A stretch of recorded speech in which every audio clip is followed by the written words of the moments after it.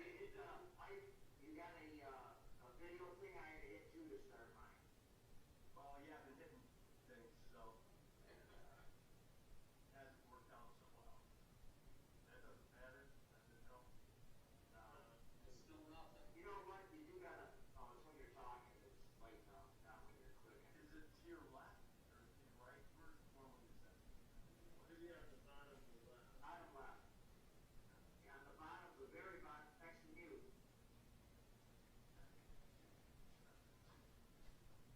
All right, that's an important mission. That's all right. At least we can hear you. Thing on my iPad. Play this song. Hey Kim, show us your flag. Yeah.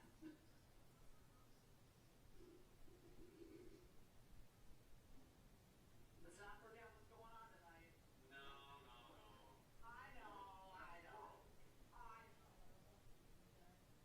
Come on. I would think all of us. I'm mistaken.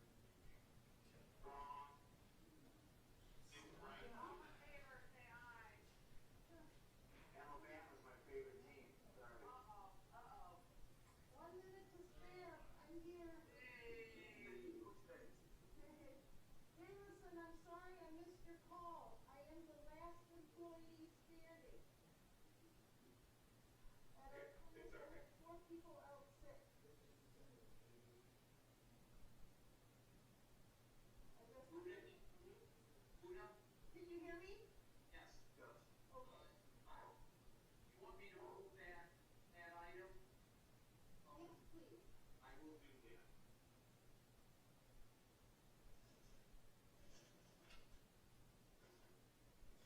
Sorry, where we were moving? Well, when we get to the additions, deletions, ask the request, consent agenda 7, item 7 to action item 1A. Okay. I just thought it was important that we discuss that because personally I can't make a 6 o'clock meeting without basically either asking for time off or leaving early.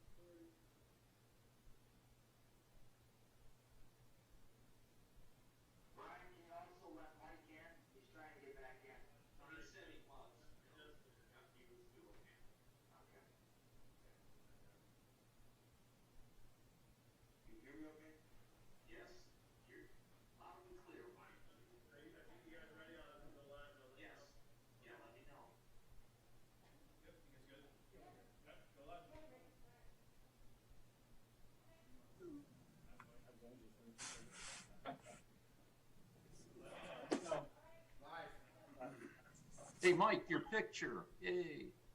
Yeah. You're live, Jim. Okay, thank you. Good evening, everybody, and a very happy new year to you. It is Monday, January 11th, 2021, 7:33 p.m. And this is the Township Board of Trustees business meeting, and we'll begin it with the Pledge of Allegiance. I pledge allegiance to the flag of the United States of America and to the republic for which it stands, one nation, under God, indivisible, with liberty and justice for all.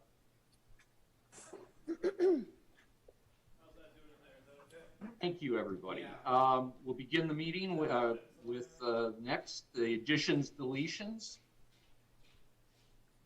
Mr. Supervisor, Yes, David. I'd like to add as an action item 6, the Water's Edge Ice Rink License Agreement. Thank you. Anybody support? Second. Thank you. Okay, David, give a quick history of what this is. Okay, this is, Not in depth, just what exactly this entails. okay. The township was approached by Grosio Hockey Association for use of the ice rink at Water's Edge for their, as a practice arena. And involves, in return for payment to the township. And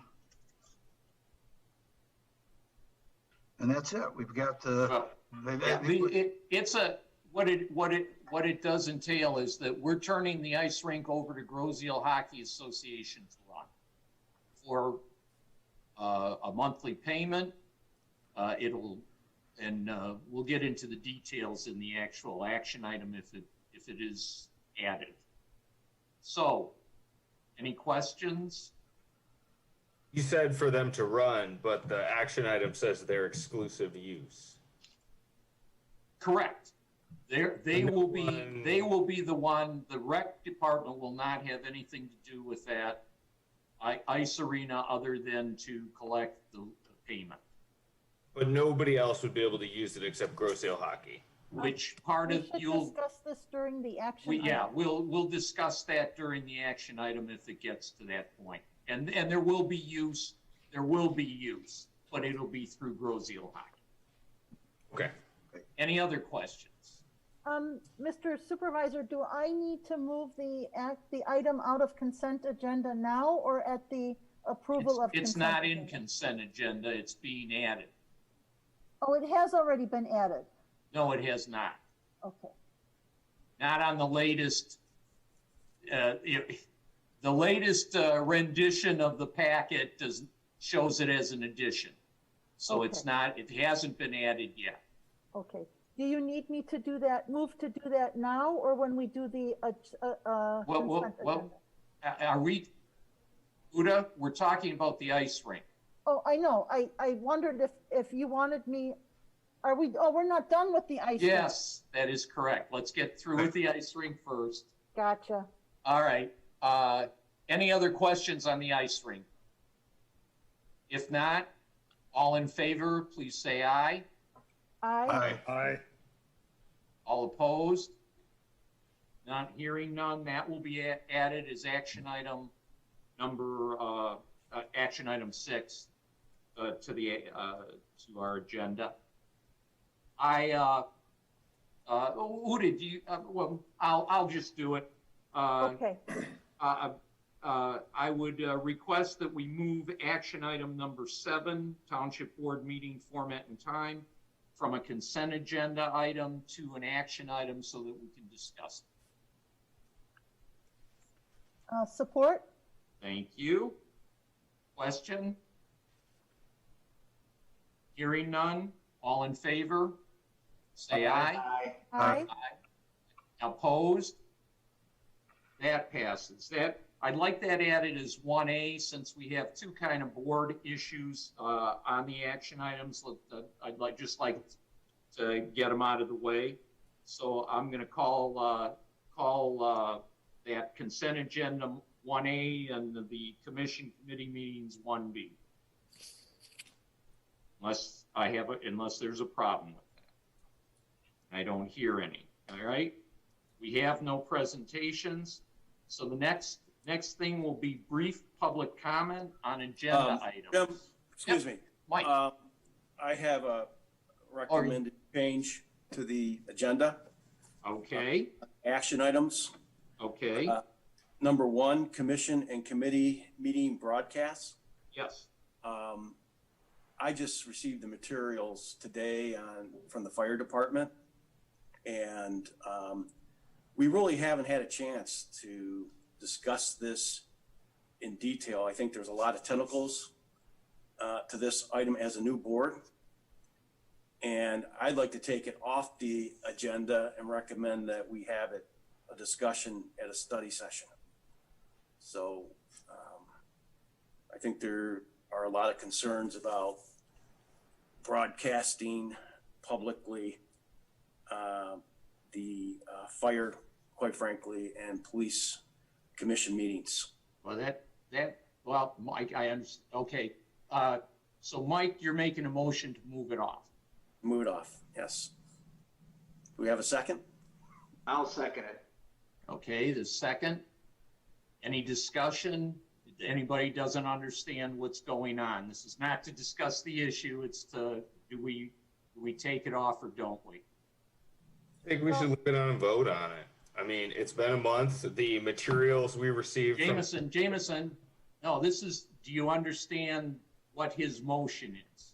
I understand his motion is to remove the item from the agenda. Right. And I don't want to move the item from the agenda. Well, I want to keep it on there and vote on it. Jameson, and we'll do that. Yeah, okay. So you want to keep it on. That's the so argument I'm making, vote. is that the materials are so meager, it doesn't necessarily require us to take any longer to consider it. Okay. It was on last month.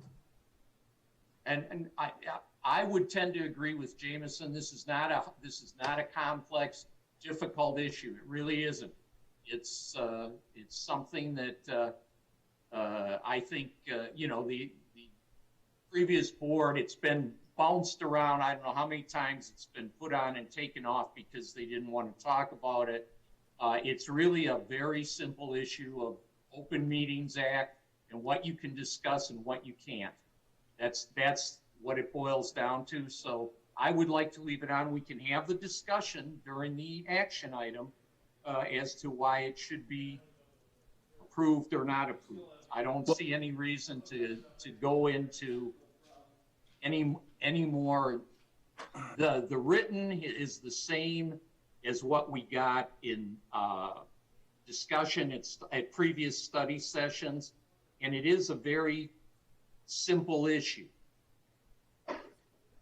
It's a question of, should the two of the most important commissions for our township be on TV so people can see them, or do they not be on TV? So I agree with Jameson. I would vote not to take it off. But do we want to have a vote on that? I mean, we will have a vote right now. We have to vote right now to see if this goes through or not. Right. Yeah. Any other comments on it? Well, I just would disagree that it's simple Okay. issue.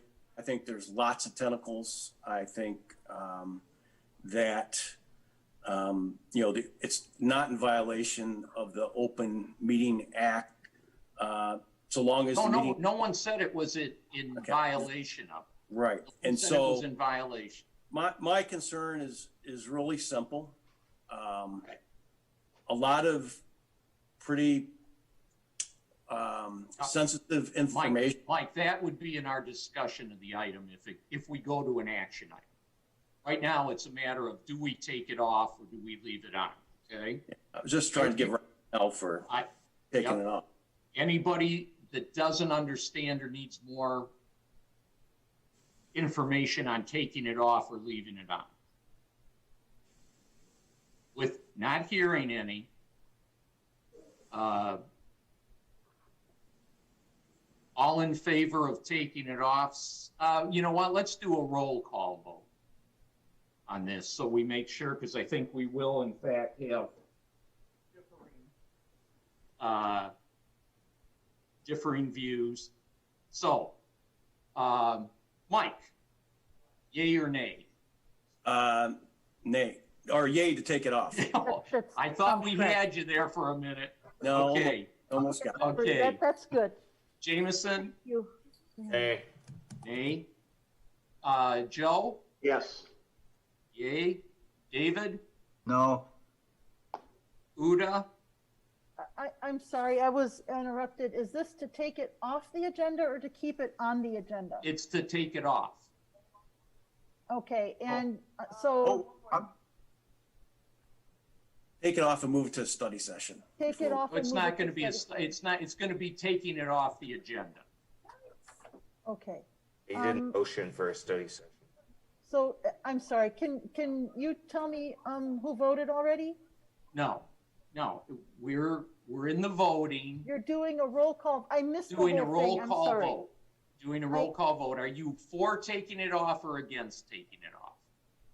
I am for taking it off. Okay. Carl? No. And I vote no.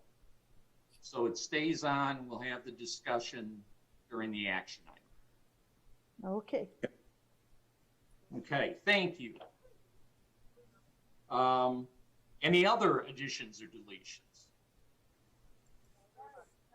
All right, hearing none now, we'll do the brief Stay public safe. comment regarding agenda items. If you would raise your hand, let Brian, how do they signal Mr. to Chair. you that they have something? Mr. Chair, Jim, I think that you guys have had 2 votes so far. You had a vote to add the 1 additional item, and then you had the motion by Mr. Jarecki to remove it, which you did. So you should still have a vote to approve the agenda as presented and revised. Correct. I'm Thank you. sorry. Thank you, Mr. Yep, Astori. yep, no, you're right. It isn't on my list, so I didn't know to do it. Without any other additions or deletions, thank you, Tom. All in favor of approving the agenda as amended, please say aye. Aye. Aye. Aye. Opposed? Hearing none, the agenda is set. And just as a quick summary, we've added an action item on an ice rink lease. We've moved consent agenda number 7 on meeting and time to the action items, and the action item concerning commission and committee meetings will be heard tonight. With that, I believe we can now move to brief public comment. Okay, if anyone has a public comment, if you could raise your hand, give me a wave on your screen. Okay, looks like Bill Heil. Can you Mr. hear me right Heil. now, Brian? Yeah, we can hear you. I believe that as I understand that action item 7, there are 2 things that are operative there. One is to take the time at which the board meets and advance it from 7:30 p.m. to 6:30 p.m. The second one is to take out the well, no, that might be it. I might be getting ahead of myself here. What I'm concerned about is that as I see the overall function of this particular amendment or this change is a reduction in the opportunity for citizens of Grosse Ile to participate should they so choose, and I admit that that is on many occasions infrequently, in these meetings. But at the same time, there's a desire, as campaigned for citizen transparency, for citizen cooperation with providing insight, information to make this place run better.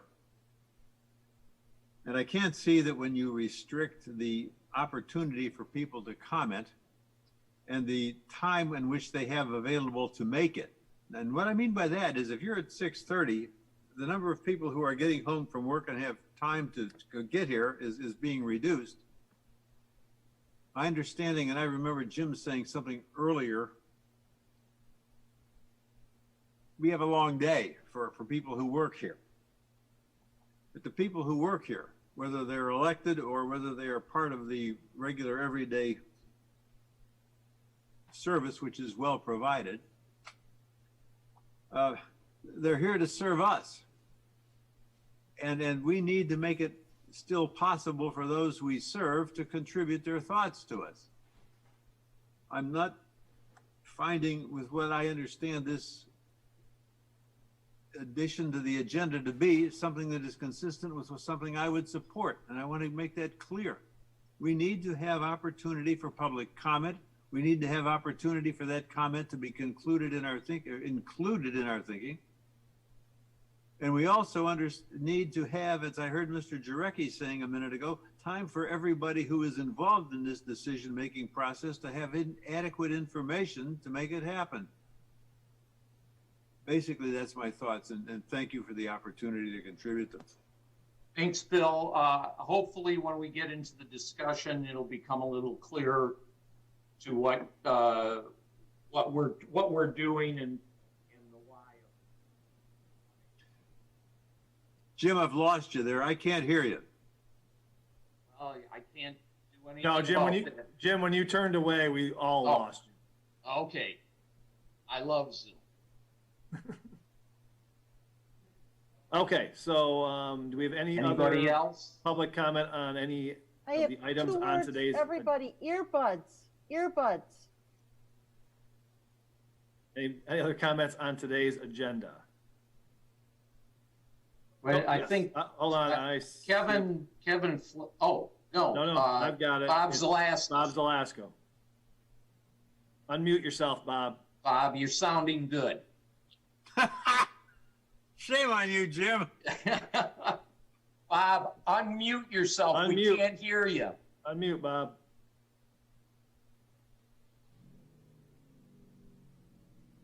Tell him how to do it. He's got it. There you Am go. I unmuted? You're unmuted. You are. Jim, thank you. You're looking good. Just wanted to make a quick comment on Mr. Heil's comments relative to that action item. I would suggest a study session on that because of the fact that it involves 2 parties. It involves the board itself. Not everybody's retired. I hope everybody can make those hours. And number 2, give the public an opportunity to comment on whether those hours are convenient for them too. Maybe it enters in with their dinner time, family time, etc. And on the comment section, I am in favor of keeping the comment section relative to issues that are discussed during that meeting, which everybody participates in, rather than delaying them to the next meeting. Those are my comments. Thank you very much. Thanks, Bob. Anyone else? Craig Pilkington, it looked like. Yes. Hi. Good evening, everyone. I hope you can hear me clearly. Is that a yay? Yes. Yes, we can hear you. I would just affirm, without having spoken to either, my support for Bill Heil's comments and also for Bob Zelasko's comments. And I think if you're going to start editing, impeding, truncating the ability of the public to engage in public comment, that discussion beforehand, inviting the public to hear their opinions is certainly worthwhile. I think what we've seen, and with the level of dysfunction that we've seen within the entire country, people feel that their rights are being infringed, and you start driving some of this discussion into and onto social media platforms, at which point it can take on a completely different character and narrative, and with much greater fervor. So I would support what they had to say. Thank you. Thanks, Craig. Okay, and it looks like Greg Karmazin. Yes, Greg Karmazin. I just, again, would like to repeat what Bill Heil and Craig Pilkington said and the points they raised. Having two comment periods, in my experience of watching these board meetings now for over 10 years, is very important to not only the decisions that are made during the board meeting, but also future decisions. There are not very many opportunities for the public to comment to the entire board as a group on items, and if we eliminate the final comment period, we're basically eliminating 50% of the time that's afforded to citizens to offer input during these board meetings, and I think it's a very, very bad move. Also, I would say that I would be in favor of keeping the board meeting starting at 7:30 for the reasons that were stated. We're trying to encourage public participation, and while we recognize the hardships that does pose to the trustees and to the members of the professional management of the township, the citizens of Grosse Ile do need some consideration for the fact that many people work, and with one bridge, there's delays in getting home, and if you have kids or if dinner, you have to change. All these factors would come into increasing participation at 7:30 versus 6:30. And finally, I would say that as far as the police commission and fire commissions go, I recognize Trustee Jarecki's points about sensitivity, but I believe that executive sessions can take care of those issues, and the fine work that the police department and the fire department does should be more available to the public. And I think you can protect sensitive information through the mechanisms that are available. Those are my comments. Thank you. Thanks, Greg. Anyone else? Hearing none, let's move on to the consent agenda. David. Thank you, Mr. Budney.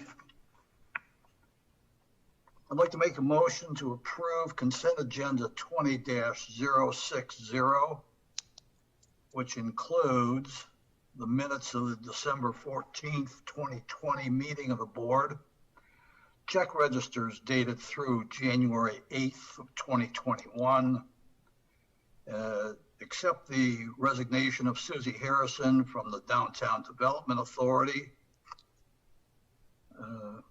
the 2021 March Board of Review mail-in appeal process for Grosse Ile residents, the 2021 Board of Review income and asset threshold guidelines, and the Wayne County annual permit package. I need a support. Support.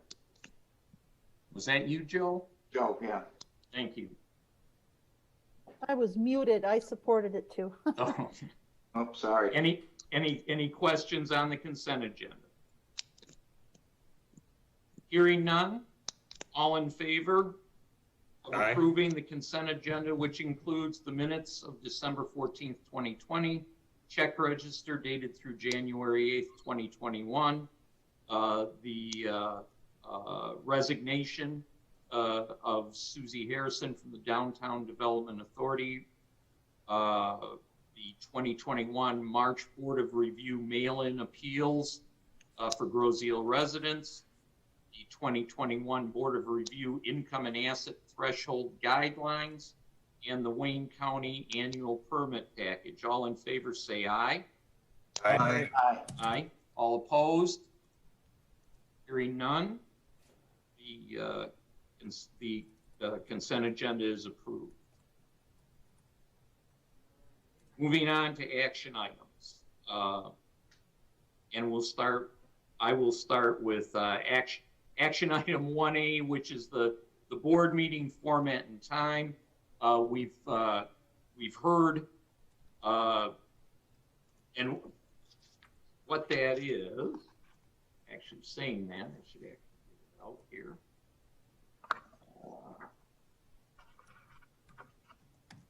Trying to get out of the dark here. And what it is the two items involved in that well, I make a motion, I guess we better start with that, huh? To amend the township board meeting format by moving all the public comment to the beginning of the meeting and change the starting time to 6:30 p.m. Support. Thank you. Okay, now I would say, you know, we've heard from some of the residents and from the Groseal Civic Association. The two things involved, I think, in discussing this board, I think we could do something where we could have possibly a friendly amendment down the road tonight on this to maybe keep the two discussion times, but move the actual starting time or vice versa. So keep that in mind in our discussion. It doesn't have to be an all or nothing. Having said that, the reason for the request is very, very, very few people come to our meetings. The bulk of the people that are there are township people, whether it be the board or the employees, mainly the township managers. We get very few residents showing up at our meeting. The township board meeting is the only meeting, other than maybe, I believe the bike path starts at 7:30. Is that correct, Carl? Those are the only two meetings in the township that start that late. I have looked at where I was told, look at MTA. MTA, there's a lot of chatter about starting the board meetings at 5:30, even 5 o'clock. And a number of our bordering communities start their, I know Gibraltar starts their city meeting at 6:30, I believe. Is that correct, David? That's correct. So it's not unprecedented. I don't see it as a hardship to the residents, mainly because we don't see the residents coming to the meetings. 6:30, I think a lot of people are home by 6:30. They could get down here.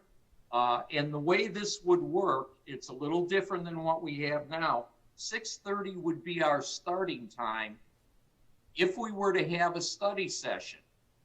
The study session would start at 6:30 that night, and the meeting would follow, and we would put that out as, you know, as needed, that the study session would be starting. So it would be 6:30 would be our starting time, regardless of whether we have a study session or don't. If we had none, the meeting would start at 6:30. And we would show that in our agenda and our notice. You know, I've been on the board for 8 years, and we wait, you know, until 7:30 and no one is there, and all it ends up being is partially, you know, making it longer for the board, longer for the employees that are there. It has to be kept in mind that this board meeting is the township board's business meeting. It is not a public meeting in that it's the meeting there for you. It's the township board's meeting to get their business done, and you are the public is invited to make comment and to be there and see what we're doing. So looking at that, and listening to other people, looking at the MTA, as I say, other communities, et cetera, you know, I put forth this motion. I would be interested in what other board members have to say. Joe? Jim, before I comment, could you please clarify, when I was going through the packet, it wasn't quite clear in the packet that the comment section that you said for action up front, are you stating that there's 2 comment sections or only comment and public opinion on the action items? And then you're saying there's another one before the action items of public opinion, like we have at the end of the meeting now? What we're saying is, explain that exactly. We're taking the public comment at the end of the meeting, moving it to the front of the meeting, so it'll be at the same time that we do public comment on agenda items. Okay. It would be public comment on anything, whether it be an agenda item or just your. Right, so there's 2 different times. There's 2 different actual public opinions you can give at the beginning of a meeting. That'd be correct. The reason I wanted to put it at the beginning, including just comments on other than agenda items, is that I think public comment means more to the board before they take action. Hearing it after we've already acted, it loses something. You know, I know, you know, from being on the board for the years that I have been, that those comments, for the most part, lose something because they are at the end. It's already too late for you to say, you know, for it to have an impact on what we've done. We've already done it. So by moving it to the front, it has a chance for us to listen and may have an impact on what we do. All right, then what I guess my concern is, what I'm not so comfortable with is that, and I've been totally honest with everybody as the police chief when I've come to this podium. It's just that after a vote comes in, then we're negating individuals. Let's say Mr. Karmazin, let's say Mr. Pilkington, Bill Heil, Bob Zelasko, whoever, you know, Joe Smith wants to come and comment on issues that have occurred. We're not giving them their true voice. Then they would have to wait 2 weeks to come back. They would have to wait 2 weeks. You'd have to wait 2 weeks. I'm just not so comfortable because if they talk at the beginning or at the end, their time sequence is still the same. The board meeting doesn't go any further in total length of time. The time is the same. We're not taking anything out. Right, I understand. It's more so to hear their comments before we act on it. Right, I'm just trying to give you my comment of this, where I'm not real comfortable in removing the ability for someone to come up after we vote, because some of the best critiques I heard, and I'm going to be truthful with you, Jim, some of the best critiques I've ever heard in the last 3-4 years have been after a vote. But I'm not afraid of being critiqued on the board. I mean, that's our job. And we should take what the people have to say after our vote and be accountable for our vote. That's all. That's just my comment. Where all right. I'm not so comfortable in that order. The public comment at the beginning of the meeting, they're limited to discussing action items, right? No, right. What you're saying is you want to make it so they can discuss anything at the beginning of the meeting and can't make a comment at the end of the meelike That would be correct. Yeah. Okay. That would be correct. I actually, and maybe I'm being a little bit like laissez-faire about it, but I mean, if we really want to be like open, honest, and accessible, I think they should be able to comment on anything before the meeting and anything after the meeting. I mean, that would be my. First of all, there is no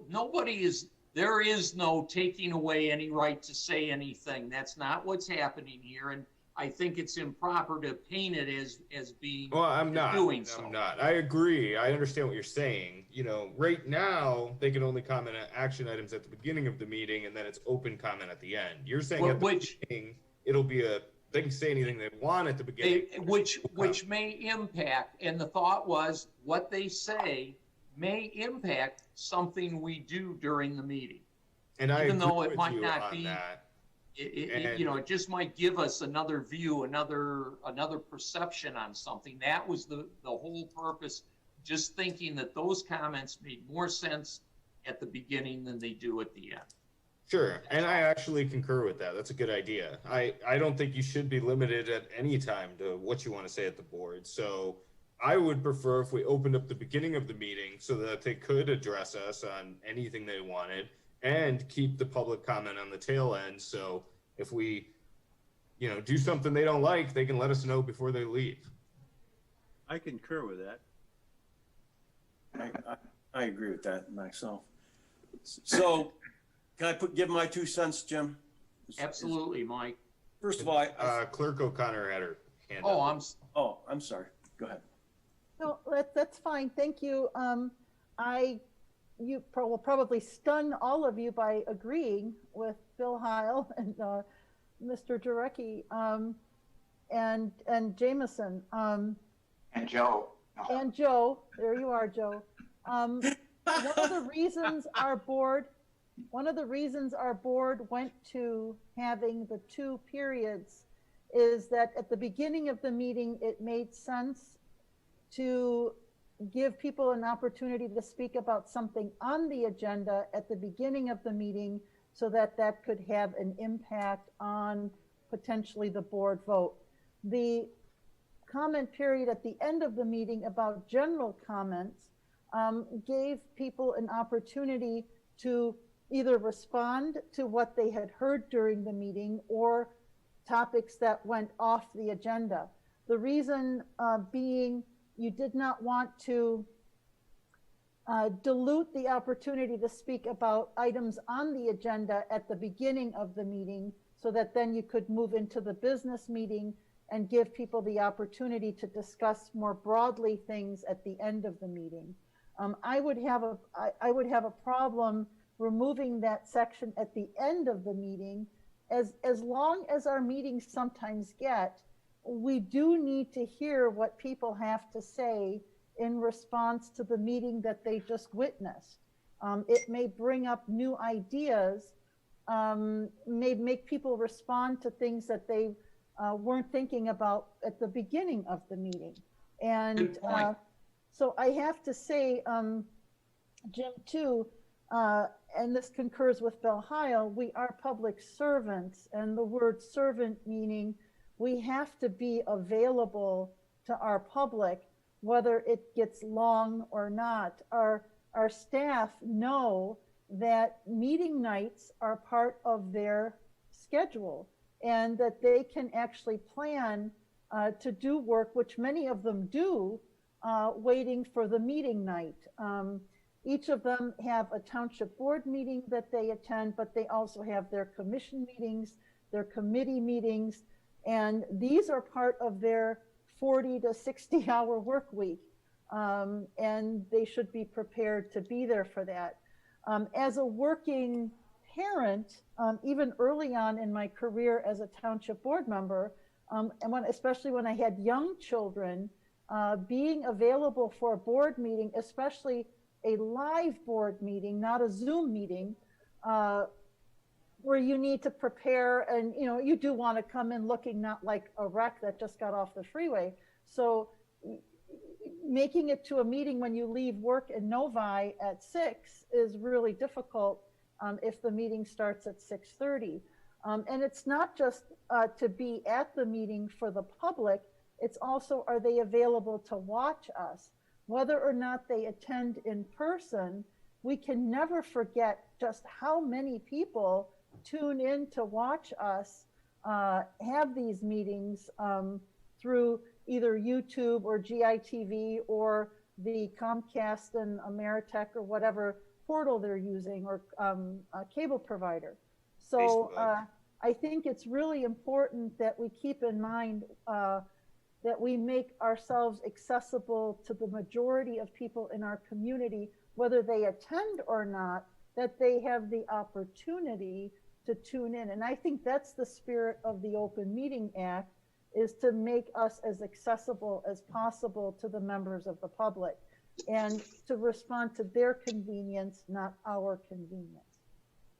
That's all I have to say. To caveat on that, if we allowed open public comment at the beginning of the meeting and then limited at the end to action items, I think that would still achieve your intent, Jim. It's just inverting our current format. So at the beginning of the meeting, they can say whatever the heck they want to us. At the end of the meeting, they can address the things we've done in the meeting and let us know how they feel about that. But Jameson, I just want to make sure I'm clear. So you're basically you're saying take what we have, but flip it around. Yes, and I realize I'd have to make a separate motion or amend the current one, but that's just, I'm floating that idea. Okay, all right. Not a bad idea. Anybody else? That's why it's important we have this conversation, and that's one of the reasons I wanted it off the consent agenda, is because everyone needs to have their input. Anyone else? Yeah, I was going to say something. Mike. First of all, I think, Jim, you made a lot of really good points.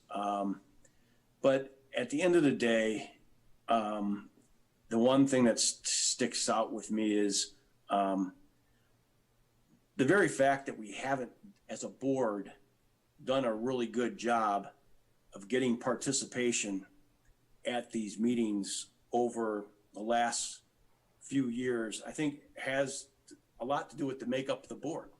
We got a new board now, I think a new mandate. We ran on values. I think we need to continuously try to get more community interaction and do those things that promote that. And I just, having worked on a commission or having worked full time and involved in a commission for a couple of years, it was very difficult for me to get to the meetings when they were at 7 o'clock. And so I have an issue with the time. I think we got to make it easier for them, even though it may make it more difficult for some of us. And whether we go with the current allotment of time and restrictions on what we can say at the beginning and flip it with what we do at the end, that's kind of intriguing to me, Jameson. Yeah, it may be a good idea, but to me, unfortunately, I think the time thing, I think we got to stick to it. I know it's difficult for a lot of people. It's difficult in private industry for a lot of people too. They're working lots of hours, and and we're here to serve them. They're not exactly here to serve us when they put us in office. No, but I guess it's just a matter of over all the years, not seeing anybody there kind of tells you the reality is the people aren't coming to the meetings. So although that sounds, I think what you're saying theoretically sounds good, it's theoretical. The actual reality is they're not there, and to blame it on the makeup of the board the last time, the time before, or whatever, I don't think that I don't think that's really it. I think it's a matter of they can tune in, and as far as tuning in, if they're going to tune in, these meetings are played over and over. So if something comes up that they see, they didn't tune in for the original, but they see the video of it, they can always contact us and let us know their thoughts. I mean, this is not the only way for them to know what's going on and to get information to us. All of us can be contacted by email, by phone, our website. There's a number of ways to do it. So if they want to, they certainly can. Nobody's being deprived of being able to contact the board and let them know what's on their mind. But that's, I think these are a lot of good points that have been made. Carl or David, do you have anything to say? Yes. I was intrigued by Jameson's suggestion that we talk about action items at the end of the meeting. If I was a citizen concerned about something that was on the agenda, commenting after the fact I might as well just stay home. There's a hope that the comments at the beginning of the meeting on the agenda could give a more detailed sense of the feeling of the citizens on how they feel about something that we're going to take action on that night at that time.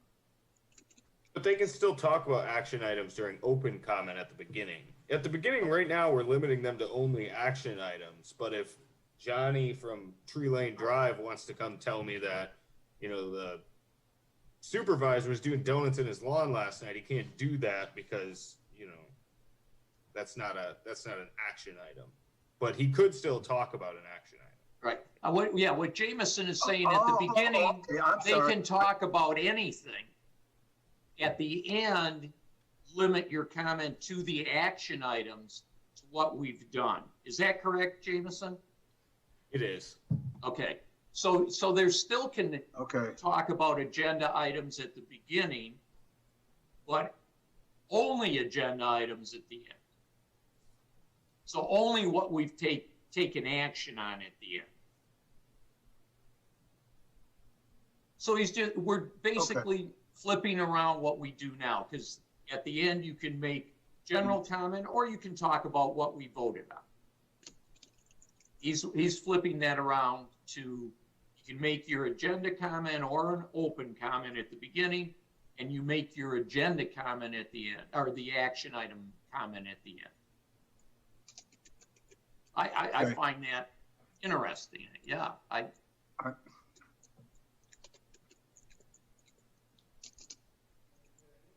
Carl?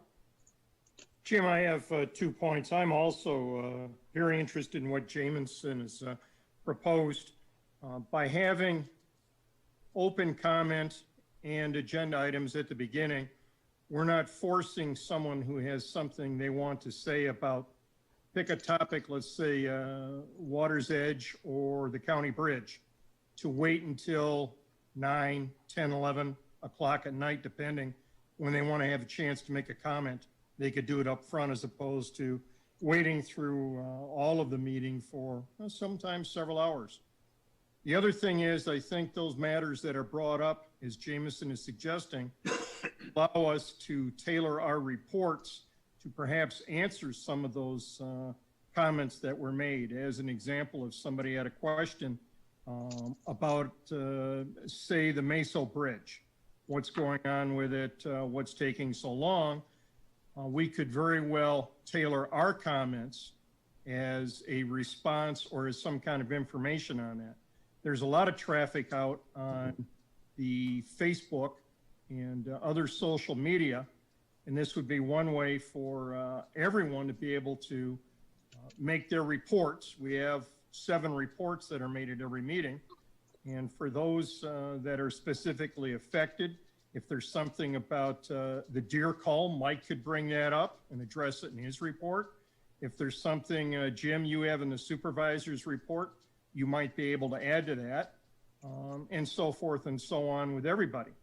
I think Jameson has an excellent idea, and I rather like it, frankly. Thanks, Carl. I do. Other comments? All right. David, were you going to say something? No, I'm good. Okay. All right, then I'm going to go out on a limb here and ask if anybody wants to make a friendly amendment. And Brian and Uda, please help me through this. Does anybody want to make a friendly amendment to this action item? Yeah, I'll motion for an amendment, Jim. Okay. Wait a minute. There's a certain procedure we have to do this, Jameson. Okay. Uda or Brian? So Jameson, please help us so we get it right the first time. Well, I think we're going to have an issue because we've got 2 separate things that we're discussing in one motion. One is the time of the meeting, and the other is the beginning and end commentary. So Jameson, you want to make a friendly amendment, you would say, I move, maybe to take out the motion to, Yeah, to it would remove from strike the motion. time Yes. and then Well, change the format so as No. open public comment at the beginning. Hold it, Jameson. Who does say no? Jim, why wouldn't we vote on this one and then just go to the next? Yeah, we could just make a new motion. Tom, I see you're about to jump in. Tom. You can do it either way. You can vote on the motion as presented, and if it goes down, you can make another motion because it's still an agenda item. Yeah. That's what I was trying to say. Or, all right. Jameson, your motion is pending, so you would have to take Jameson's comments and amend your motion, and I forgot who supported it, but then the support would have to reapply. Either or is fine. So Jameson, do you want to make a friendly amendment? Yeah, I think I already did. Tom, did I miss something there? You're on mute. Yeah. Jim, you have to, if there's an amendment, it's an amendment to your motion. Okay.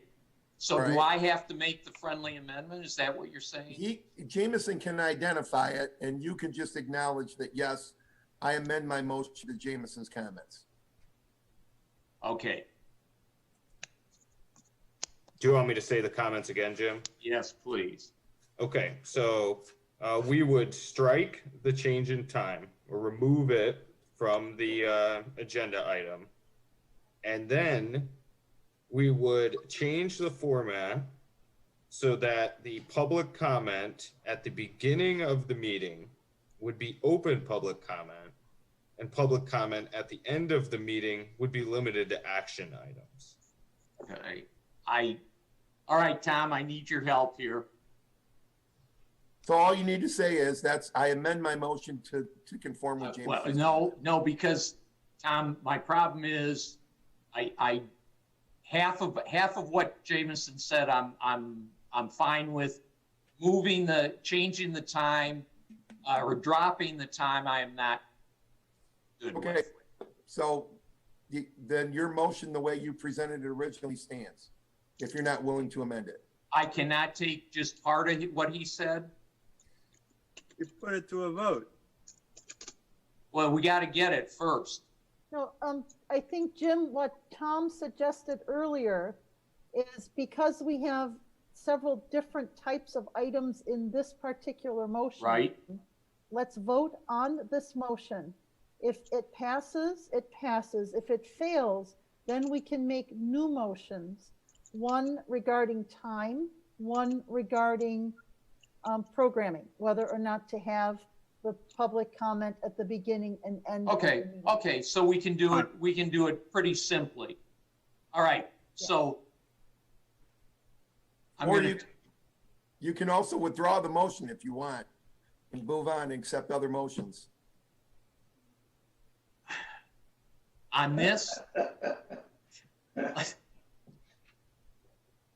Jim, you have a pending motion. Right. We have to do something with it. Right. You can either withdraw it and allow somebody else to make a new motion, or you can vote on it, let it fail or pass, and then take other motions.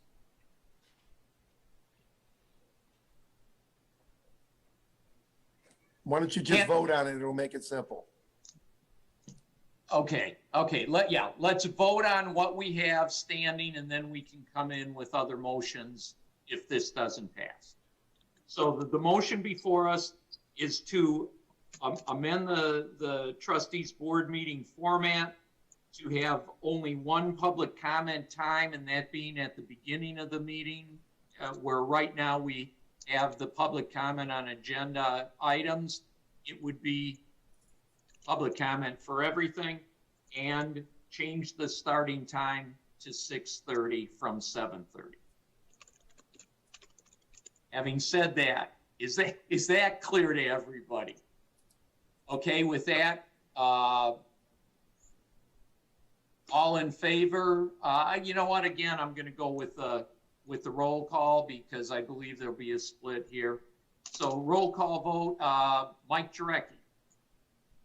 Not in favor. Pardon me? No. No, okay. Jameson? No. Good. Uda?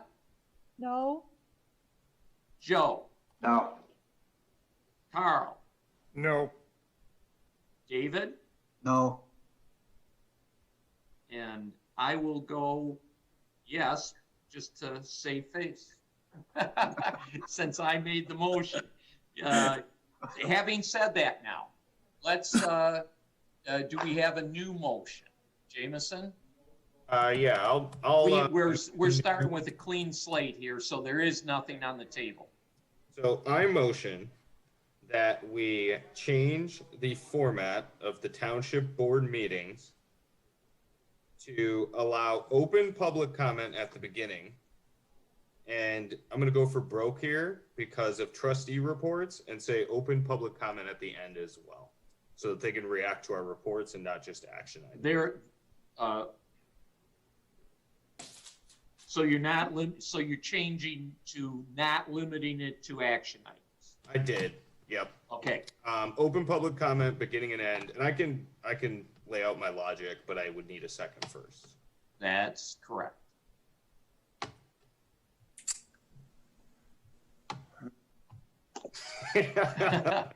Hearing none. Hearing no second. Is there any other motion? So you want me to just go back to the earlier one I floated? Well, you might try that one. It seemed okay. I motion that we change the format of the trustee board meeting so that there's open public comment at the beginning and comment on action items at the end. Second. Any discussion on that? Okay, we move to a vote on. The only discussion I have is that it doesn't give people an opportunity to react to reports. Is the downside. So, if Carl's got a tremendous idea about all the sidewalks that are going to be going down next year and somebody really loves his idea, they can't tell him. Are we taking the sidewalks out? Okay, way to go, Carl. Thank you. Posing speed limits on the bike path. I see. All right. Wait, Uta's got something. Okay, Uta. Thank you, Joe. I would just like to say I like the current system. I think it's efficient and it gives residents a chance to talk about agenda items before the business meeting, and it allows residents to comment on anything, including, might I remind you, of Woody's reports at the end of the meeting. So I will probably vote no because I'm in favor of in this case, the status quo. Staying the way it is. Okay, yeah. Thank you, Uta. Anybody else? Not hearing any. All in favor of amending the format to allow for, comment on anything at the beginning of the meeting and comment on action items at the end of the meeting, please say aye. Aye. Aye. All those opposed? Nay. Okay, okay. I didn't catch that. In fact, it blipped out. I didn't even hear it. So let me just go to a roll call. Yeah, Jim, just do it by roll call. I'll just do a roll call because people are freezing and I'm not hearing them. So David. Aye. Carl. Yes. Jameson. Yes. Joe. Nay. Uda. Oh, nay. Mike. Nay. And I'm an aye. So it passes a new format for our meeting. And I'll make sure that I explain it at our next meeting so that everybody, can be as comfortable as possible as to what we're doing. Mr. Yes, Supervisor? are you prepared to be a really good timekeeper? Well, you know what, I really don't see any big difference from what we're doing now. I am prepared to be a good timekeeper. Okay. But we need to keep time, as you know. We need to keep time to keep the meeting moving along, but we don't have to be rigid about it. If someone is saying something that is really worthwhile and is not just rambling, then I have no problem going longer than 3 minutes. Does anybody else want to make a motion out of what we were talking about there? If not, I will make a motion. Motion being that we change the time of our board meeting from 7:30 to 6:30. The other part of what we had to begin with. Support. Thank you. Any question on that? I wouldn't think there would be. All right. Having no comment on that, we will go to vote. And again, I'm going to do a roll call because it just seems to be easier here. Carl. You're on mute, Carl. You're mute. You're on mute, Carl, you're not only, yeah. Carl. You're on mute. Carl. I'm locking up. Aye. Okay. David. Aye. Jameson.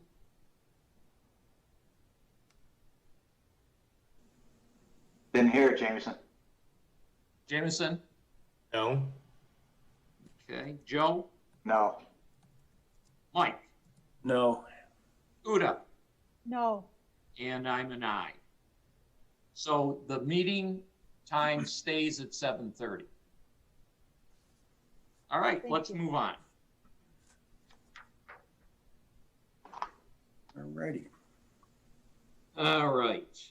The next is the commission and committee meetings. And the, hang on here, let me grab it. Motion. This is a motion to approve an amendment to section 6.8 of the Groseal Administrative Policies and Procedures. The section being deleted in total and replaced with the following. The following commissions and committees will have their meetings broadcast. They are the Township Board of Trustees business meeting, Planning Commission meeting, Commerce Park, which is the Airport Commerce Park meeting, the Public Service Commission meeting, the Police Commission meeting, Zoning Board of Appeals, Fire Commission meeting, and Community Recreation Commission. All broadcast meetings will take place in the Merle Solomon Boardroom at Township Hall, and no meeting will start before 6 p.m. Other commissions and committees may have their meetings broadcast as budget and scheduling allows. And this amendment will be effective beginning with the February 2021 meetings.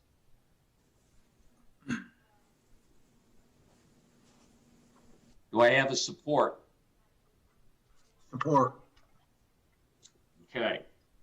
The background on this is it's something that's been talked about by the previous board, never got to an action. It's simply a matter of whether the difference of what we have here and what we had before would be that we would be televising our police and fire commission meetings. We've had study sessions on this. The two departments from different people have provided comment. The comments that have been made were somewhat perplexing to me in that, well, we have open meetings, we can talk to the people that are there, but we can't be broadcast on TV to the people who aren't physically there.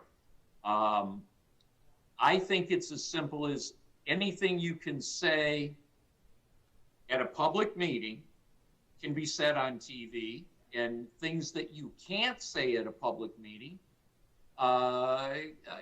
shouldn't be said.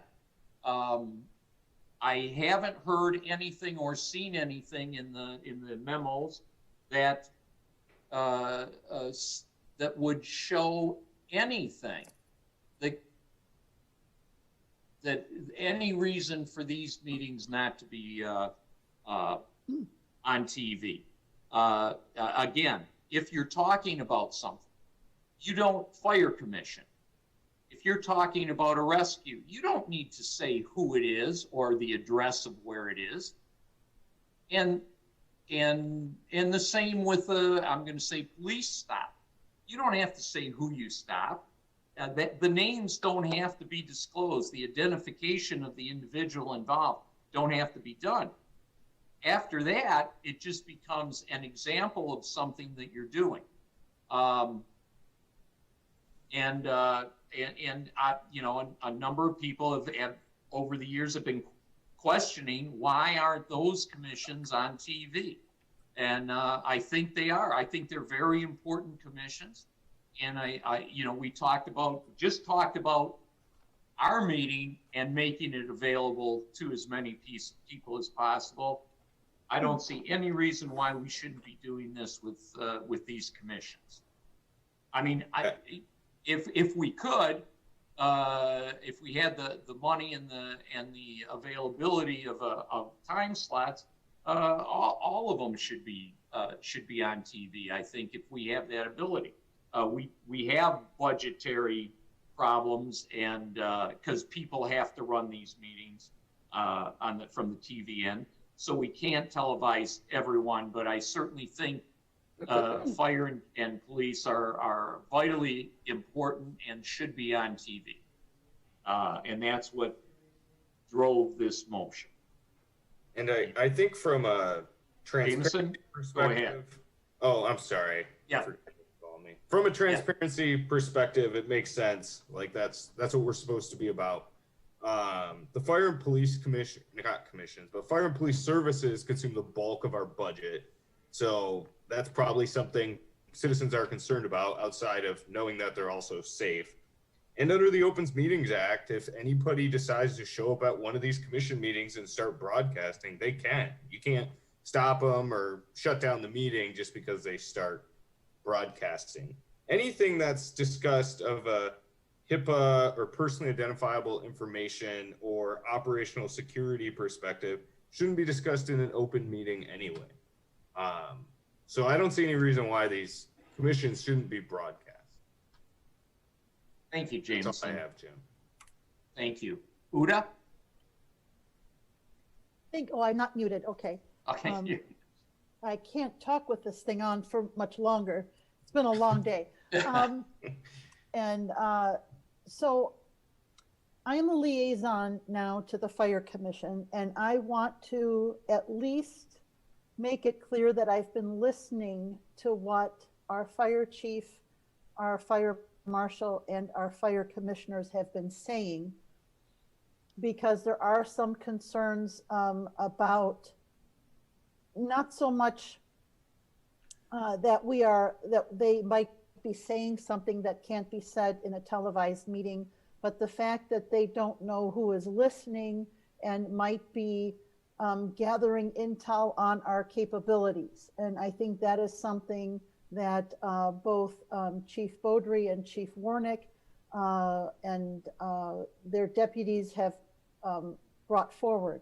I know after talking with our township attorney, with our deputy clerk, that there are many ways that these meetings can be held televised and still enable secure conversations. I think doing so, televising these meetings will give our residents an access to the meetings that I believe they deserve and should have, but that should not compromise our department's ability to discuss sensitive topics and to make plans that we might not want the rest of the world, quote unquote, to know about. So I think if we go ahead and we vote to have these meetings take place at Township Hall, televised, and like we do all our meetings, we will need Tom and Brian and Dale, our chiefs and our commission chairs to work together to build the framework for how they can continue to conduct business under this new platform. I think there are things that are discussed at the police and fire commissions that are more operational in nature, that maybe there are other avenues for the chief to share this information with commissioners without necessarily worrying about anonymous parties listening in. There are. You're absolutely right, Uta, and there are ways. And I do want to say one more thing. That's something that Jameson and I believe Joe both brought up earlier, is that, oh my God, blonde moment, it just left me.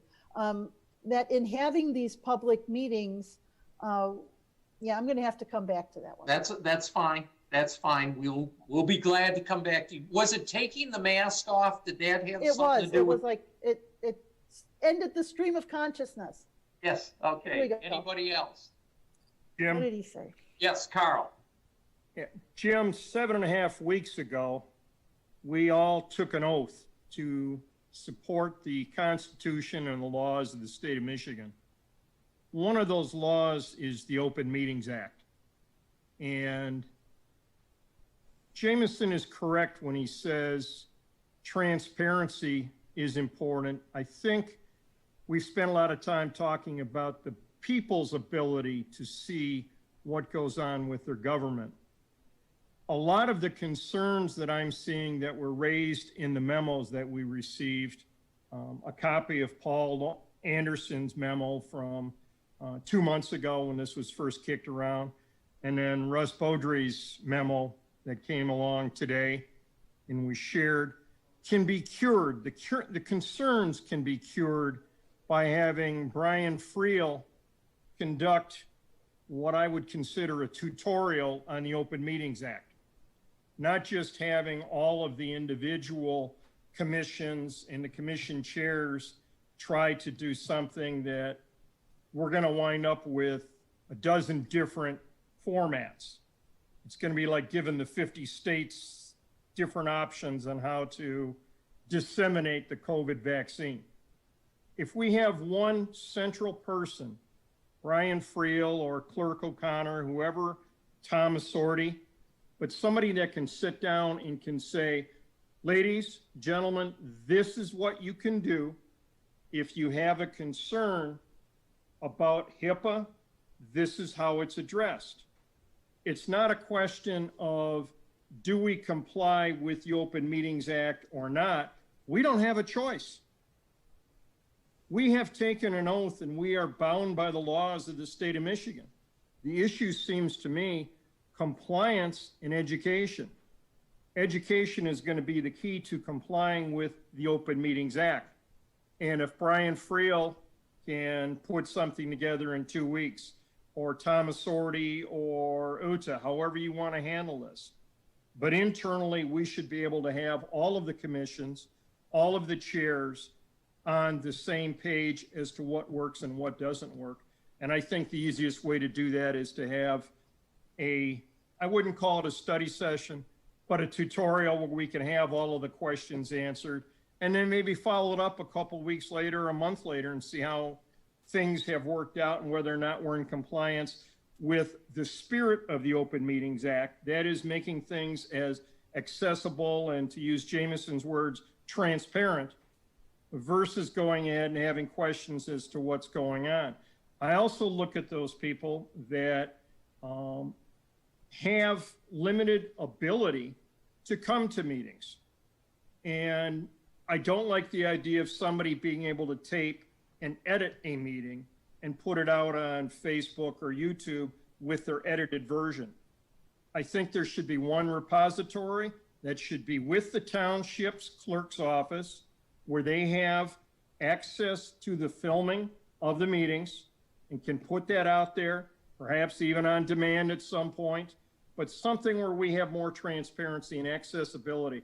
I don't think that somebody that is suffering from night vision problems of whatever age, or now we're into the winter season where a slip and fall is very real, should be compelled to come to a meeting when they should be able to watch it via Zoom, as we have been doing without a problem, or with an open meeting, as we should at least attempt to do. Those are my thoughts. Thanks, Carl. And you bring up a good point. Prior to all this, I had talked to Brian about putting on an Open Meetings Act seminar study session for not only the new board, and that'd be everybody on the new board, including us old guys, but also the chairs of each commission, because there seems to be commission to commission a different view of what the Open Meetings Act means, especially when it gets to going into closed session. So that is, in fact, I talked to Brian today that we haven't abandoned that. We are going to have it hopefully sometime in February. So that'll be out there, and that's certainly a necessary part. Uda? If I can just add to that, actually a Zoom meeting with all those parties might be helpful because we can all Zoom in at the same time from various different places. That might make the logistics of such a meeting easier, because that's been a hurdle over the years, is getting everybody, especially the chairpersons and the committee members together. Yeah, and Carl brought up the point that I lost that Jameson had made, and I think David brought up to me the other day. Something we do have to worry about is people coming in with their own cameras, which they are legally allowed to do, and then editing versions of the meeting, or even editing discussions about the meeting, like what happened at the meeting and who said what. If we don't have legitimate township authorized versions available, we may not be able to defend ourselves against what could possibly become misinformation. And right, good point. Right, so I do. The other problem I had though, and I discussed this with Russ, is in general for the police and fire commission, say, to have a meeting in the public training room of the police building, at least they were in a public part of the building. They allowed some public access to a public part of the building. When the fire commission moved its meetings to a break room within the interior of the building, you are now inviting the public into a restricted space of our secure township public safety facility. And I'm not sure that is always a good idea. And secondly, I think at that point, then it does make sense to have everybody come to one centralized space for the commission meetings, and other access for the commissioners as they find necessary. Obviously, they can meet with the chiefs, they can meet with, in subgroups, etc. But when you have your business meeting, it should take place at Township Hall. Thank you, Uda. And I wanted to just say, Ann asked me why I was wearing the mask, and the public might be wondering. I work in a clinic. Our cleaning crew just left. I have 2 staff out with COVID, and I have 2 out with the flu. So I don't want to take any chances. The mask is going to stay on. Well, okay, we're going to hold you to that. Thank you. Other comments? Hearing none. Oh, yep. Hold on, Jim. Oh, Mike, you disappeared. No, I'm here. Can you hear me? I can hear you. I can't see you. I just got low on battery. All right. Had some technology issues today. So my earlier point was when we were discussing the agenda, that to me this is a very important topic, and I respect everything that everybody has said tonight. I think there's been a lot of great points. I really do. I think there's a lot of moving parts to this, a lot of tentacles. I think there's a lot of good reasons to open these meetings up. And I think a lot of them were mentioned here tonight. But we are talking public safety. And these last year, 18 months seem to be very dangerous times. And when I look at Groseal Township and I look at our bridge situation, I look at, you know, the very limited things that you can bring into private sessions according to the Open Meetings Act. That means you got to pretty much talk about everything. Yeah, you can hide names and protect yourself from HIPAA and things like that. But you know, you're talking about your emergency evacuation plan because we only have one bridge, and what happens. And if there's a lot of people out there that may want to do us harm as a community, and for ways and reasons that I can't begin to explain or even understand, but those are the times that we live in. And you know, there's some real negatives, not you know, having these meetings televised, and I think you've mentioned some great ones. You know, you can have somebody select bits and pieces of it and put it on, you know, social media, and you know, we could have some legal problems, and you know, Tom, you're going to make a lot more money, right? So we'd be battling that stuff. And but you know, from my perspective, when I balance it out, just based upon the information that I've heard so far, you know, the meetings are open. People can make it to the meetings if they so desire, and it provides us a certain element of protection, knowing who's participating and who's listening in. And again, from my perspective, my only concern is public safety. And when you look at the riots and things that have taken place around the country,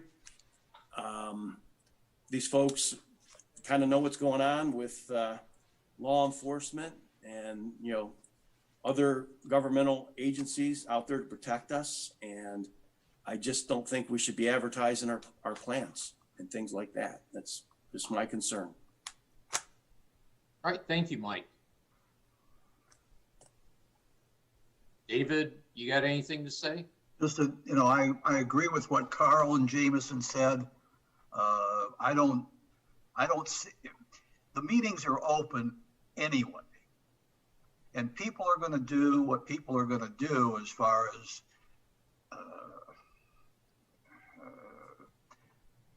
you know, picking and choosing and putting together their own mixtape of things from either police, fire, or any other commission. Yeah, and I just think that if we're gonna have open meetings, I think we need to make them as easy as possible for the residents to see. I don't see any reason not to televise an already open meeting. That's the way I feel about it. All right. The mask lady. Uda? Unmute. Unmute. Can't do it? Yeah, the masked lady from Trenton, you know, Beaumont can't do it.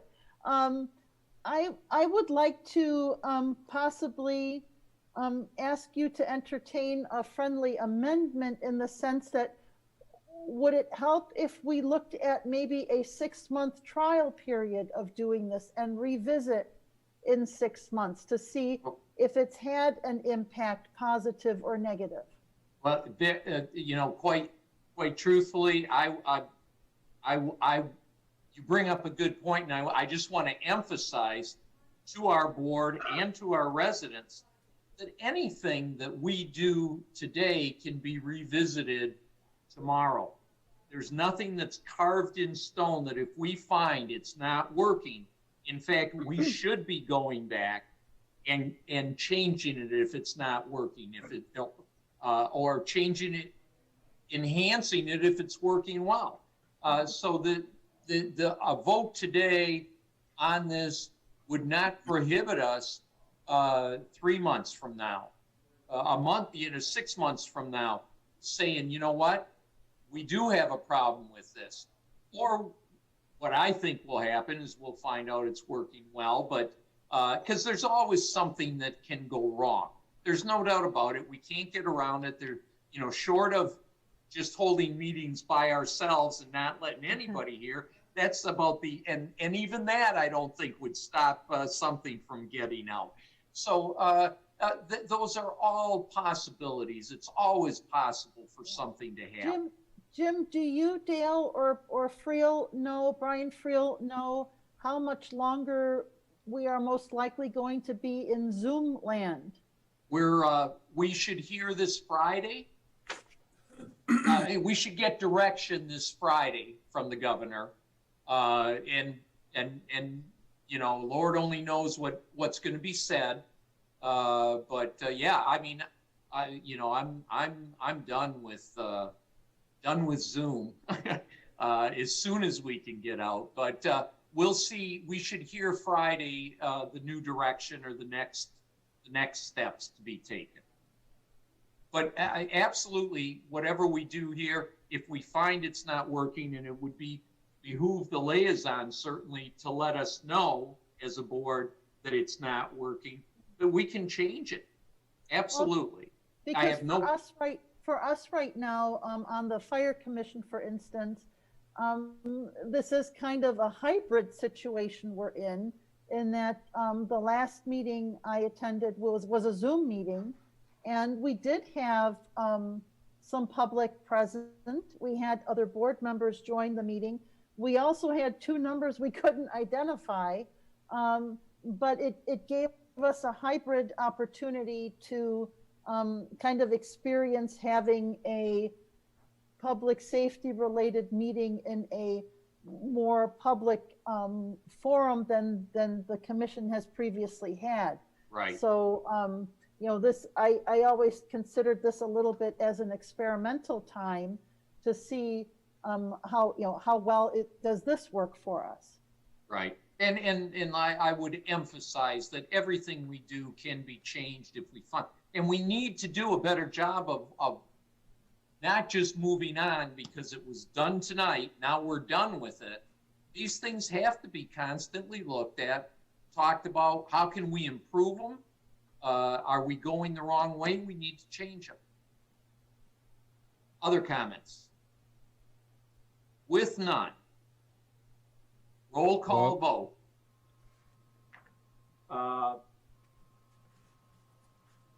Motion to approve an amendment to section 6.8 of the Grosse-Ile Administrative Policies and Procedures. The section is deleted in total and replaced with the following.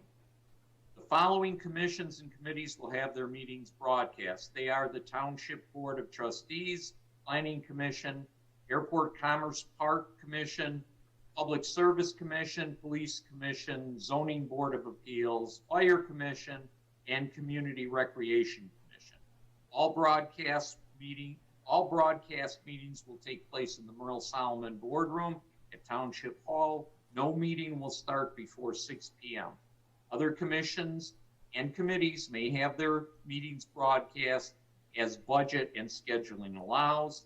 This amendment will be effective beginning with the February 2021 meetings. David. Aye. Mike. Muted, Mike. Muted, Mike. Mike, you're muted. No, I'm sorry. No. Okay. Joe. Aye. Jameson. Aye. Uda. Aye. Carl. Aye. And I am an aye. So the motion passes. The big change here is fire and police will be on TV whenever we get back to meeting in person. quick note on that, police, since your meeting is the same day and time as the DPS meeting, which has been on TV, you're going to have to find a different a different day to meet. And fire, of course, you're going to have to move your meeting from 1 o'clock to at the earliest 6 o'clock. And it'll be down at the Merle South. Thank you, everybody. Mr. Supervisor? Oh, Yes? yeah, I just wanted It's to. you again. It's me again. The mask has given me power. Evidently. I just wanted to point out that the Fire Commission does, in essence, need to revisit our timing also because 1 o'clock in the afternoon is, one, doesn't work for the liaison, but two, is also a very difficult time for members of the public who are employed to actually tune in to a meeting or attend a meeting. So, but I think I may not be very popular there. Okay, but that's something that has to be done by the time the February or future meetings. Hopefully in February, we will be able to get back to meeting in person. So the motion said no meeting will start before 6 p.m. Correct. So they have to move it anyway, Claire. Yeah. Yep. Thanks, Jameson. All right, moving along. David, application for waiver. Okay, I'd like to make a motion to approve filing of Michigan Department of Treasury Form 5598, which is a corrective action plan for the defined benefit pension retirement systems. And that form would be dated January 11th, 2021. 2021. Okay. Do I hear a support? Second. Thank you. That was Joe. Make sure we have that right. History and background. David, are you going to do it, or Ann? I'll do this, and then we'll call on Ann. I know she's here. In the latest actuarial valuation report for the retirement systems, the funded percentage was 61%. Due to a change in the assumptions that are used for reporting purposes, and this is under GASB, the Government Accounting Standards Board, those assumptions were changed, and the result of that is that the funded percentage decreased from 61% to 58%. And because of that, because it fell below the 60% threshold, the township board must submit a corrective action plan to the state of Michigan. And there's no control over those assumptions. And that's the background for it. Ann, you want to add something to that, please? Sure. Yep. So what this is, we're right now teeter-tottering with our pension at about it's running. So the threshold is 60%. If we don't meet the threshold, we will have to file this waiver. Like last year, we were above percent. We went down to a 58% funded. So we're teeter-tottering on that. What this is doing right now is filing the waiver with the state of Michigan. Within 45 days, they will come back and say they're either accepting our waiver that's saying we're doing everything that we need to be doing, we're paying the contributions as required. The problem is the assumptions that the actuary is doing, they keep changing on us. So the state of Michigan recognizes that assumptions are being changed across the board. So the interest rate that they're calculating investments on went down. So that means our funded percentage went down as well. So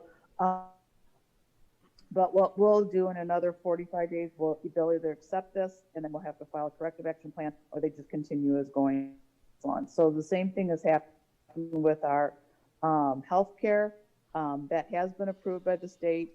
We will continue to do what we do, and we don't get the waiver anymore. So we're just telling them what's going on and that we are keeping up with our payments. It's not like we're not paying. We're doing everything we need to be doing. It didn't happen overnight, and it's not going to go away overnight, but we have made changes, and we expect the funded percentage, and that's what we did in this report, that based on our new actuarial assumption for this year, or based on it December 31st, 2019, whatever the report said, it's a day and time, and that's all it is. It's truly just a day and time. And so at that point, that report says that we will be 60% funded in 2026. So again, we're filing with the state. We're doing everything we need to do, and they will let us know if we need to take any further action at this point. And that is a good key that the state, if the state okayed it before, they understand the fluidity of the issue, and they will let us know if that is not acceptable, and we will do what is acceptable. I know there's a lot of thought out there that we should be pouring more money into it, trying to get the underfunding down, but because of the fluidity of the issue, you can put a lot of money in today and still be in trouble tomorrow, just because the way things fluctuate. So we're doing everything that we are supposed to do, and that is the key. This didn't come up because we aren't doing something or we're behind in a payment. We're not. We pay everything we're supposed to pay, which our actuarial firm tells us to pay. They make the determination. We don't. They tell us how much to pay. We pay it. This has come about because of the state stepping in. It's not. It's nothing with IRS. With IRS, we'd be fine. So it's a state requirement. We have to do it, and we're doing what we need to do. Is that correct, Ann? That is correct. Yep. Thank you. And it, as you can see, it's not affecting our bond ratings or anything. We still have a AA bond rating, so it's not even affecting that. So it is just something that the state is an unfunded mandate, really, because it's all right. We're doing what we need to do. We're doing what we need to do now. That doesn't mean we don't look at our overall pension and see if we can help ourselves out by doing anything with it. But as far as what we have today, we're doing everything we need to do and should be doing with what we have today. So the waiver is requesting that we not file a corrective action plan, even though we've dropped below 60%. That's the actual nature of the waiver. Ann or Dave? Yes. Did you understand correct. that? If I understood what Jameson said, we file the waiver, and if the waiver is granted, then we are excused from filing a corrective action plan. That is correct. Okay. All right. Thank you. Other comments? Hearing none.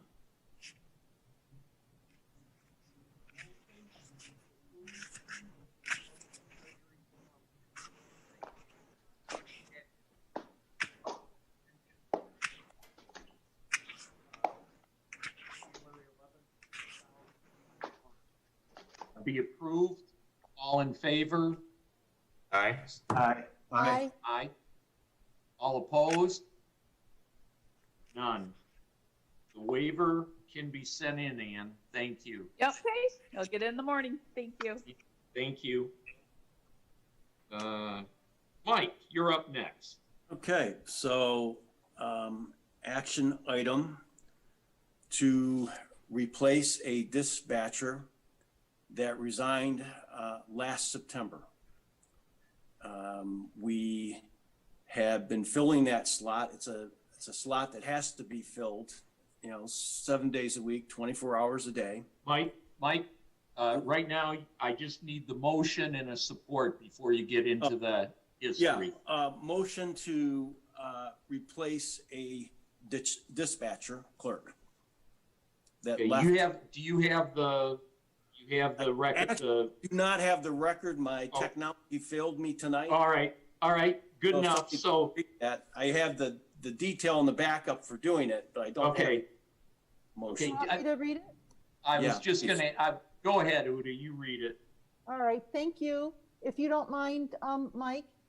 Nope, correct. Just make a motion to recommend Township Board approval to hire Miss Jamie Lendon as a clerk dispatcher with Grosse Ile Township Police Department effective January 25, 2021. Support. Okay, motion made. All right. That's the motion. Now you want to give us the history, Mike? So the background is we had a dispatcher that resigned last September. We've replaced her because it's a position that needs to be filled. We have a 4-person rotation, so we moved the records clerk from primarily doing 31 different tasks 4 days a week. The 5th day, she typically filled a 8-hour shift so that we'd have complete coverage. Because if you look at the full week, there's 168 hours, and that's 42 hours for the 4 people. And that if you pay them just for 40, and that's what they're paid for, then you have 8 hours left over. So we're kind of in a difficult situation because this person that has not been replaced, we're fulfilling her duties by paying overtime, a little bit of Peter, Robin, Paul, and things like that. And it's very expensive. If we take our lowest paid clerk at the township and we pay that person time and a half to make up for the missing person, we could lose on an annual basis $33,000 before deducting benefits. So if you figure the benefit load's $20,000, and that's a $13,000 loss. And that's our lowest paid person working overtime, making up for this lost head. If that position is filled by a police officer 100% of the time, then that or that penalty becomes $69,000. And if you subtract, to keep it apples to apples, $20,000 benefit load, and I'm not sure if that's the right number for benefit load or not, but it's at least it's over 50% of the pay, that salary paid for the clerk that we're talking, or dispatcher that we're talking about replacing. So at that point, we're losing about $50,000 a year. So to me, it makes complete financial sense to replace this person. That group is pretty efficient as it is. They're running at 105% efficiency because we're using the record clerk, again, to fill a shift already. And then she also attempts to do her 31 other tasks. And it's made it kind of rough in the department. And so we're paying more and not doing as good of a job. And we could pay less to do a better job. This is certainly a necessity. Yes. Thank you. Any questions? Hearing none. The motion to recommend the Township Board approval to hire Ms. Jamie Lendon as clerk dispatcher with Grosse Ile Township Police Department effective January 25th, 2021. All in favor? Aye. Aye. Aye. All opposed? Hearing none. Welcome aboard, Ms. Lendon. Thank you. Thank you. Uda, you are up. All right, thank you very much. I am going to just modify this a little bit. I would like to make a motion based on the recommendation of the Grosse Ile Fire Commission, to purchase 6 ICE Commander rescue suits to replace the current suits, which are worn out and beyond their useful life expectancy, not to exceed $5,000. Do I hear a support? Support. Thank you. Mike's got it. Chief Beaudry, would you like to say a few words about the ICE suits? Yes. The current ICE suits we have now are either close to or over 20 years old. They're the suits that we put on to rescue people when they fall through the ice or the frigid water. Some of the suits have dry rotted out. We have done everything we can to repair them and patch them, but they're at the point now where they will no longer hold water. And they are, I cannot put my firemen in those suits and safely send them out onto the ice to rescue somebody without endangering them under their current condition. They are, it's time to replace them. Everything wears out with time and use. And these suits have, they passed that requirement a while ago. All right. Thank you, Russ. You're welcome. Any comment? Hearing none.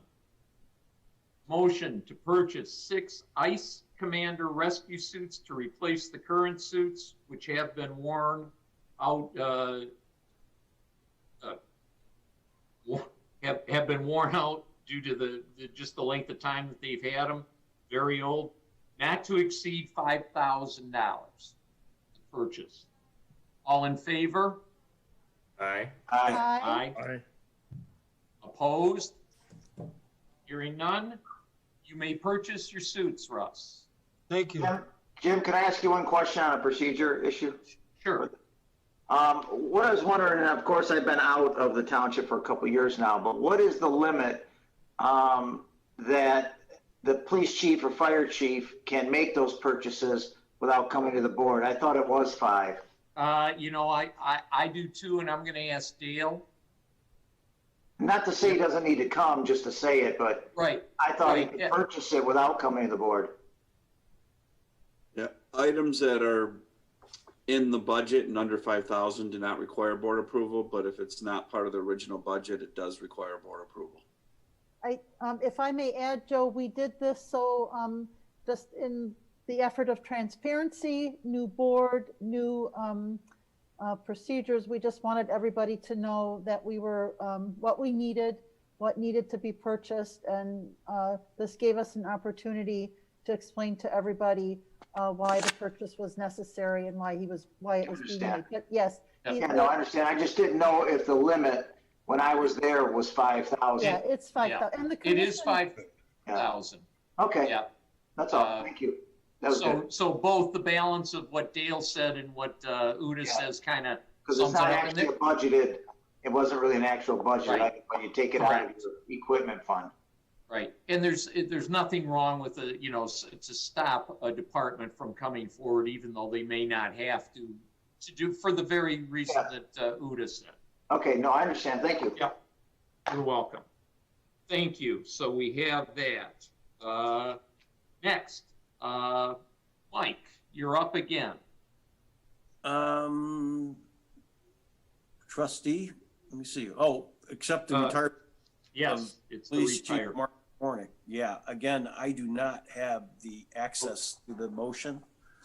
I can read the motion for you. I had my laptop break down on me. So. Mike, do you want me to read the motion? Yeah, please, would you? Okay, motion to recommend Township Board accept with the retirement of Police Chief Mark Warnick. Second. Thank you. Mike, go ahead. Do you have any history or anything on that? No, I don't, other than he suddenly retired without a lot of notice. And we're in the process of hopefully moving forward to find a replacement. All right, thank you. And I'm going to jump in. just a little background on Mark. He grew up in Detroit. He attended Western Michigan University, earning a degree in criminal justice. He attended the Detroit Police Academy, and actually followed in his father's footsteps. His father was a Detroit policeman for over 27 years. After 3 years in Detroit, Mark came to Groseal in 1989. He's had every position in the department. He worked undercover for Drano, which is the Downriver Area Narcotics Organization. Jim, you're moving out of range of the microphone. We can't hear you. I'm not moving at all. That's our technology for you. Gotcha. He's been police chief for 2 years, and he has over 34 years of service in the police in the police work, 31 in Groseal. That's a background on him. Certainly anybody that works that long and has worked that long, not only in just police work, but 31 years here on Groseal, we certainly need to recognize that and thank Mark for his service. Thank him for being chief for 2 years. He did a good job, and we will miss him. Other comments? We will miss him. He has brought a lot of respectability to the position, and I know there are people in the community who, when we went through some, conflicted times earlier this year, really appreciated that on Groseal we had a police department and police officials that worked with the community. Over the years, I've always been very proud of our community policing program, but Mark, made a really good face for our police department, and I will definitely miss him. Thank you, Uda. Carl? Jim, I would add that I've had the pleasure of knowing Mark for all of his 32 years with Groseal. He is an incredibly fair person. The conversations that we had, the guiding principle that Mark had was what is right for Groseal, what is right for the department, and how do I go ahead and make this community and this department a better place. Following in the footsteps of Chief Porcerelli was not an easy thing to do. Joe certainly set a very high bar with respect to the safest community in Michigan and among the safest in the community. Mark was able to carry on with that. The times have been very difficult when we had so many eruptions across the country with claims of police brutality and protests and counter protests. Mark was always accessible. Mark always made himself available to the community. He always made himself available to the commission, the individual commission members. And I think he's just really carried on a great Groseal tradition and has been a fine asset to the department and to the community. And Mark, we're all going to miss you, and want to thank you for all of your years of service in law enforcement in general and Groseal in particular. And I hope you have a very long, happy, healthy, satisfying retirement. Thank you, Carl. Yep. Carl, thanks, Carl. Anyone else? Jim, I'd like to say a couple words if I could. Yeah, as soon as we have the vote, Mark. Okay. All right. Thank you. Yes, I believe me, I was going to call on you after we had the vote. So the motion is to recommend to the Township Board to accept the retirement of Police Chief Mark Warnick. All in favor, say aye. Aye. Aye. Opposed? Well, Mark, you get to retire. I will say, first of all, I want to say to you, thank you for your years of service to Groseal, and I wish you certainly nothing but the best in retirement. Go out and enjoy it as much as you can. And with that, if you'd like to say something, sir, please do. Thank you, Jim. First of all, I'd like to thank all the township boards, and all the police commissions I served under my tenure. I just thought it was time to retire after 31 and a half years with Grosse Ile and 3 years with Detroit. I started with Detroit in 1986 and worked and learned everything I know from some of the best policemen in the world. In 1989, I was hired by Grosse Ile PD, and the rest is history. Grosse Ile is a wonderful and beautiful place to work. Working for the township has made a wonderful life for myself and my family, which I will never forget, and I'm so very thankful and proud. I have worked with and made countless friends while working on Grosse Ile. There are two families I want to especially thank. The Lamans, Keith, Patrice, Emily, and Courtney, and the boss himself, Harvey, God rest his soul. The Lamans would have me over when I was working different shifts or on holidays for a meal or just to say hi. Keith and Harvey started inviting me deer hunting in UP, and that's a story for another time. Can't say much about that this time. Some of the best times in my life, I can't thank you guys enough. I also want to thank the Darsnicks, Pete, Ann, and Allison, who would have me over and started inviting myself and my family to their place on the west side of the state to hunt or just hang out and enjoy nature. Thank you so much. I want to thank everyone I worked with. I can't mention everyone because I would forget a lot of you, but I will mention a few that have passed away. Chief Lyons and Inspector Stevens, who hired me back in 1989. Sergeant Petraska and Sergeant Proctor, who I had worked a number of years with on the midnight shift. I also want to thank Township Manager Dale Ream, who I've worked with close for the last 2 years. I also want to thank my right-hand man, Deputy Chief Harden, who is a great asset to the department and who would make a great chief. I would also want to thank our secretary, Ruth Kalidas, who is the glue that keeps us all together. Without her, I don't know what we would do. I also want to thank Lieutenant Pellin, Detective Vasquez, and Detective Darsnick, who keep everything in line on a daily basis. There is nothing better than having people work for you and that you do not have to worry about anything. And to the other officers and dispatchers, thank you so much. It means so much to me. I also want to thank my mom, sister, and brother who stood by me the whole time. I want to thank my mom especially for making sure my uniform is cleaned and ironed every day for the academy. That is a lifesaver. Never need demerits for that. To my late great father, who was a police officer for Detroit for almost 27 years. I followed in your footsteps and I loved every minute. I remember the day he retired. I was so proud. And I know you are looking down on me right now with all your partners smiling, telling some great stories.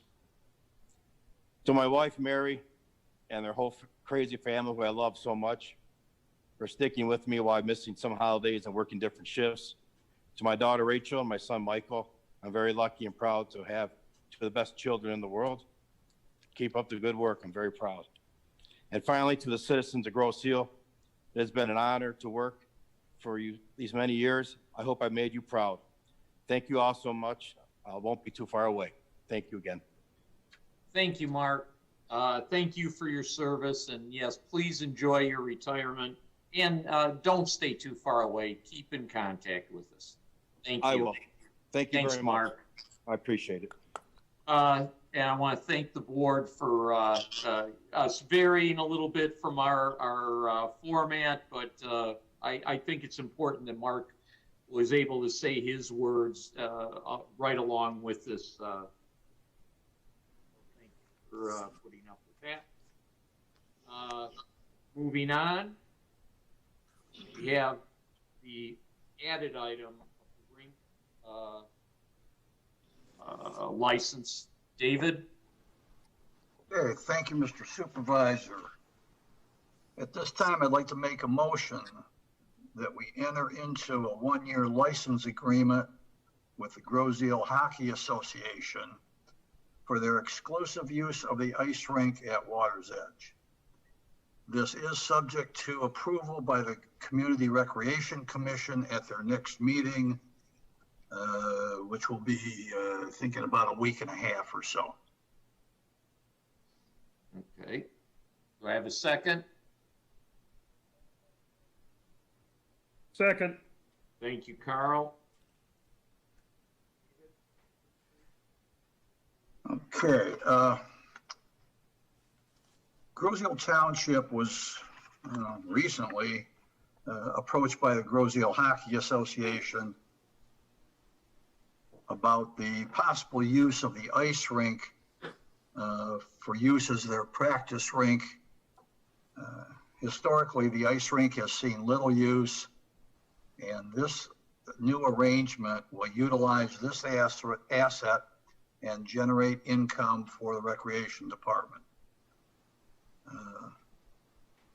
This arrangement will also, one of the provisions, it will also accommodate open skating for the community.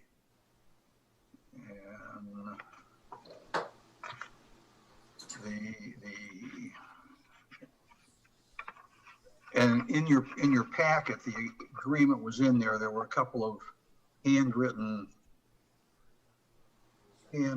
changes, but those have now been reduced to writing, and it'll be ready to be presented to the Hockey Association for their final review and approval. David,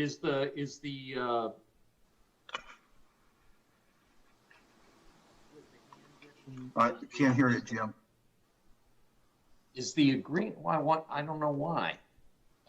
Is the agreement with the handwritten notes, they've just been incorporated, so? They've been incorporated into the final revision that I got late this afternoon, and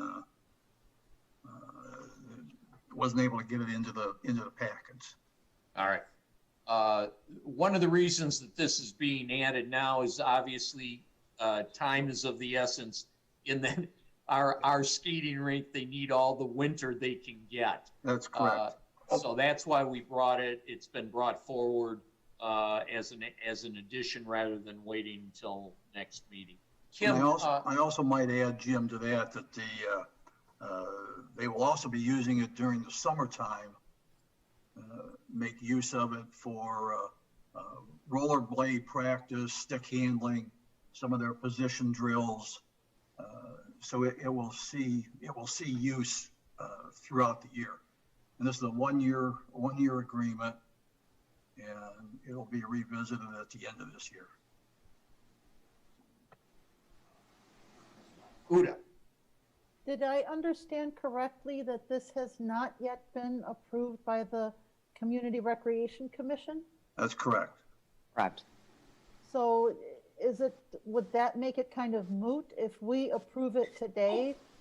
Would we not be kind of taking over their role to review this in line with the rest of the community recreation plans? No, what it does, and Kim's been part of the discussion, when by us doing this, when they vote on it, they can go forward rather than have to wait for our next meeting to approve it. Right, and new to the hard part, yeah, our next meeting is scheduled for January 28th. And again, this all just came about within the last 2 weeks with the township and myself.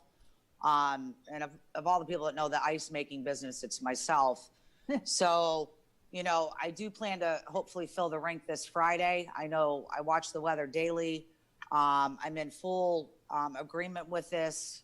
Yes, it does need to go to the CRC, but when you have the window to make ice, that's what we do. And who better to use the ice but our own hockey association. It makes sense. It totally makes sense to myself. So I understand where you're at, Uda, with that question. But again, I think over the next, couple of weeks, we are planning to make ice. I am working with the Hockey Association on, maintenance issues, those types of things, because I want to work with them to make this a great program for the Hockey Association and the community. It will help us out with revenue. And they are taking over full maintenance of that. So that will help out the rec department as well. And giving back to the community something that they need, especially now with a lot of the rinks are closed during COVID. It makes sense for our own community to have this rink. So, Okay. Thank you, Kim. Yep. Yeah, and I would add that by doing this, the association is focused on this rink where Kim has, 100 things to be focused on. Now we can have somebody just focused on the rink, and since it's open back, this whole thing came about in 2012. There's been very little use of that rink. So hopefully they by having somebody focus on it, we can, it'll get more use. And we were I think, actually very encouraged by the fact that they wanted it for a year, because a lot of people who don't know hockey don't realize there's a lot of off-ice work that's done. There's, they work out all year around. So it's not just ice and play a game. There's a lot more to it, and they're willing. They can use it. They will pay Kim money. So I think it works out well for us.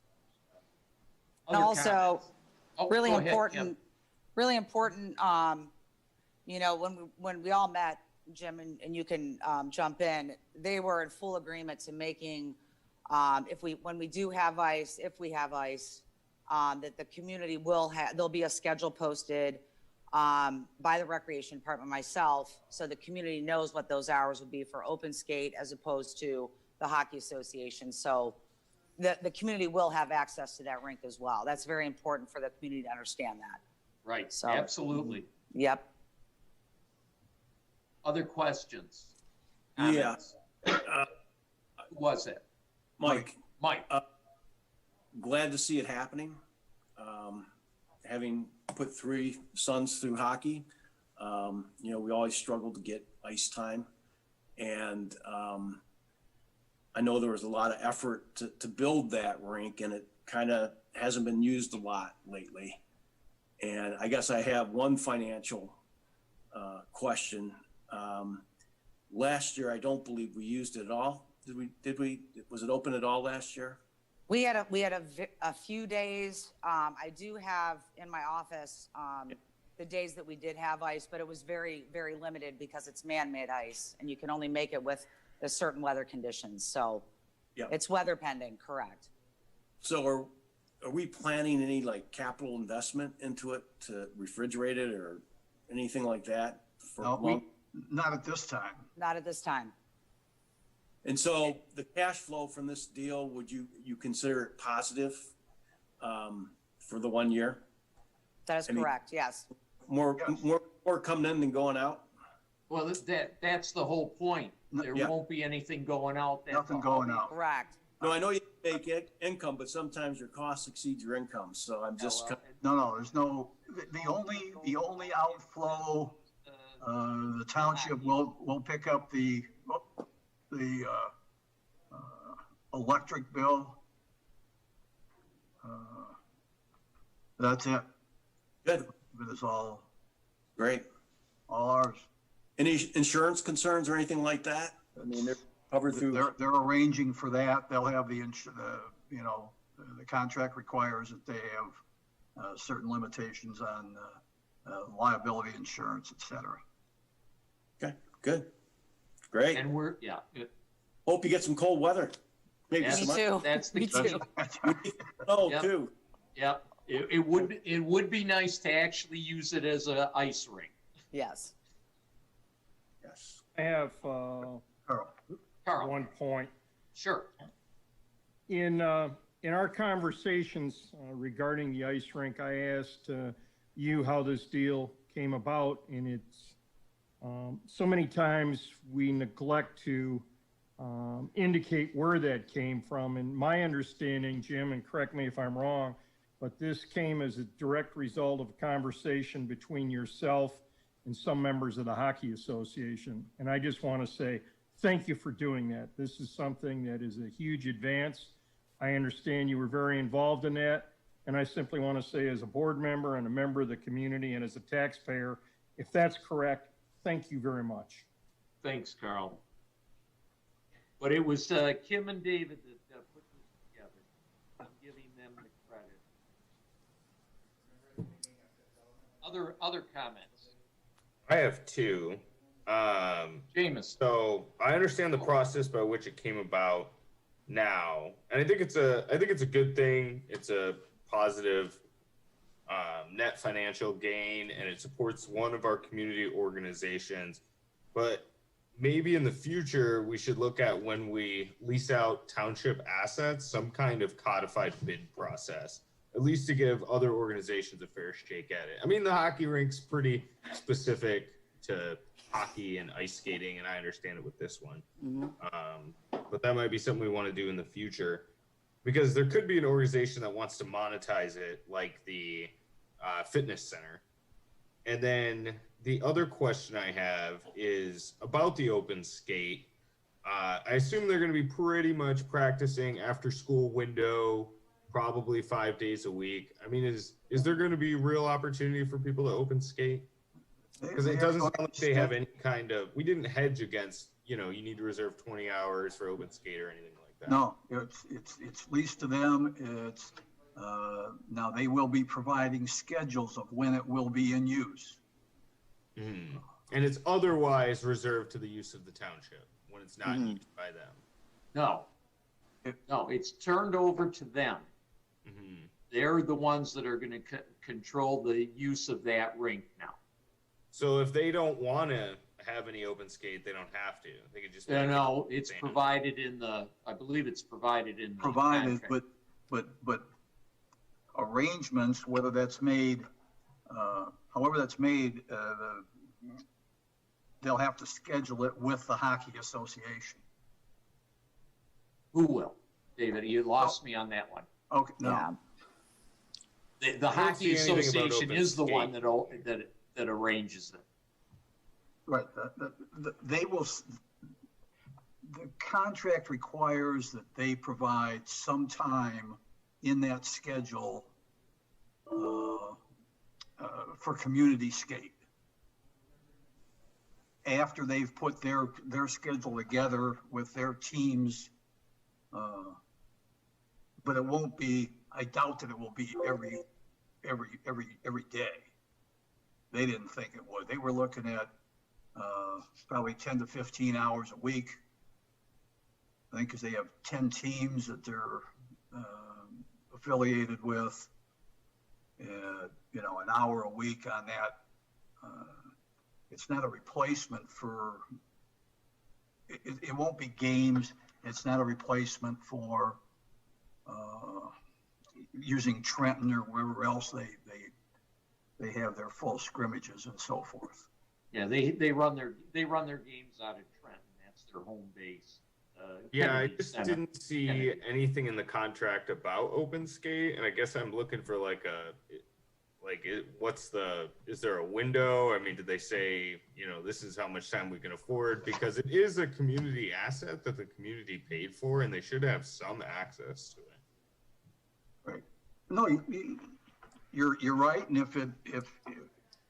if we have those kinds of conflicts, and depending on maybe how much Kim gets contacted about the open skate, but historically it has not been used.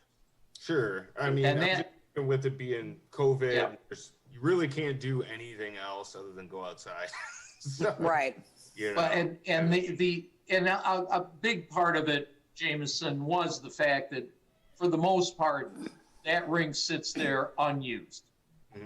And they came and through our discussions determined that they could make use of this rink, and in return the rec, rather than having it sit there not being used at all, can get some money out of it when there is ice. And that has been a big problem since this thing came in, since it was thought of back years ago. The sketchiness of knowing when you're going to have some ice. and how long it's going to be around. That's always a problem. And here we can, from this, and they talked to us about needing to have participation by the residents to help grow their association. To get them down there, get them skating, get them looking at possibly joining the hockey association. So it's a two-way street there. So they need, and that's their draw, is to have the people come down and skate. Right, and I think they also mentioned that of the teams that the Hockey Association has, it was over 50% of those team memberships are Grosio residents. Okay. All right. I just want to make sure that there's still an opportunity for the community to use it. There certainly will. No provision for it in the contract, or at least if there is, I certainly can't find it. All right, we'll take another look at that and make sure. But that was the intent, is that they get first crack at it, and anything else would have to be cleared with them according to their schedule. Okay.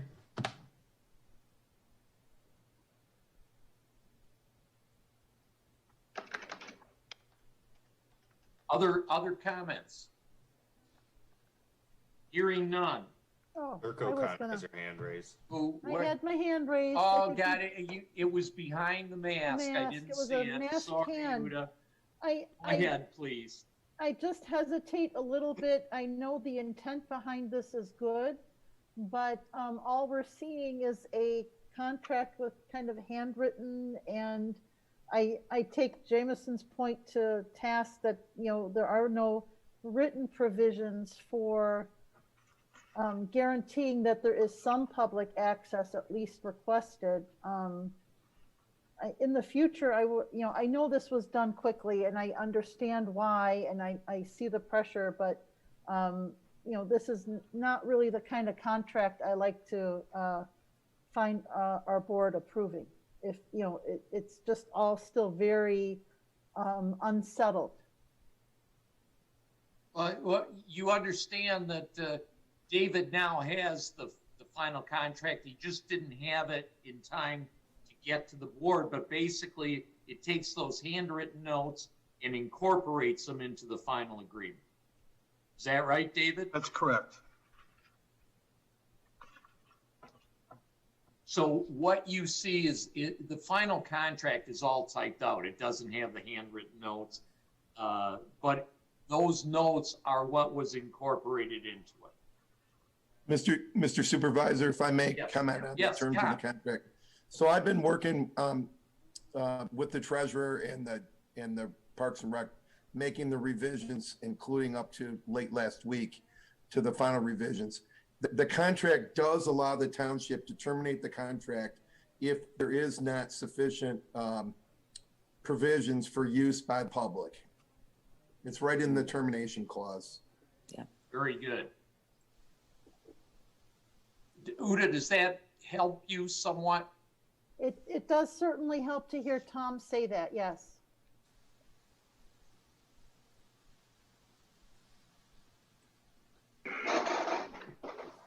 And certainly if you look at that section, it's easily understood. Other comments? Now not hearing any.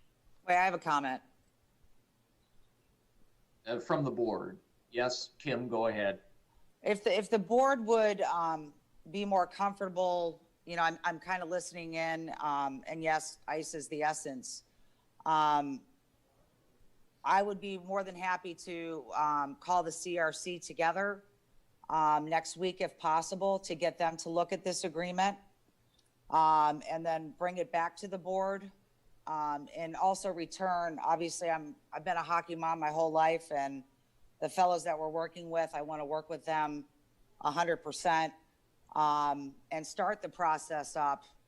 I want the board to feel comfortable all the way around with the contracts that are brought to them, transparency, and working with this organization. So I'm just kind of putting some things out there to the board. If that would make you feel more comfortable, I can get the CRC together, because I know Uta had brought that up.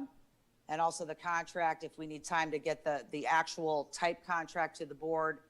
And in return, I plan to fill the rink hopefully this Friday and Saturday and begin to work with the Hockey Association and start that scheduling and start working with them with hopes that we can have this, move forward. Yeah, I think I don't see a problem with you getting the ball rolling, getting the ice made. And, there's nothing stopping them from using the rink right now if nobody else is using it while we get a solid contract put together. Okay. I'm just making some recommendations to make the board feel comfortable with their decision. I think my opinion is we have the solid, contract. You're going to see the handwritten words typed. That's the only difference. And you'll have that tomorrow. Other comments? Hearing none. Motion is to enter into a 1-year license agreement with the Groseal Hockey Association for their exclusive use of the ice rink at Waters End. Second. Oh, go ahead. Sorry. This is subject to the approval by the Community Recreation Commission at their next meeting. All in favor? Aye. Aye. Aye. All opposed? Not hearing any.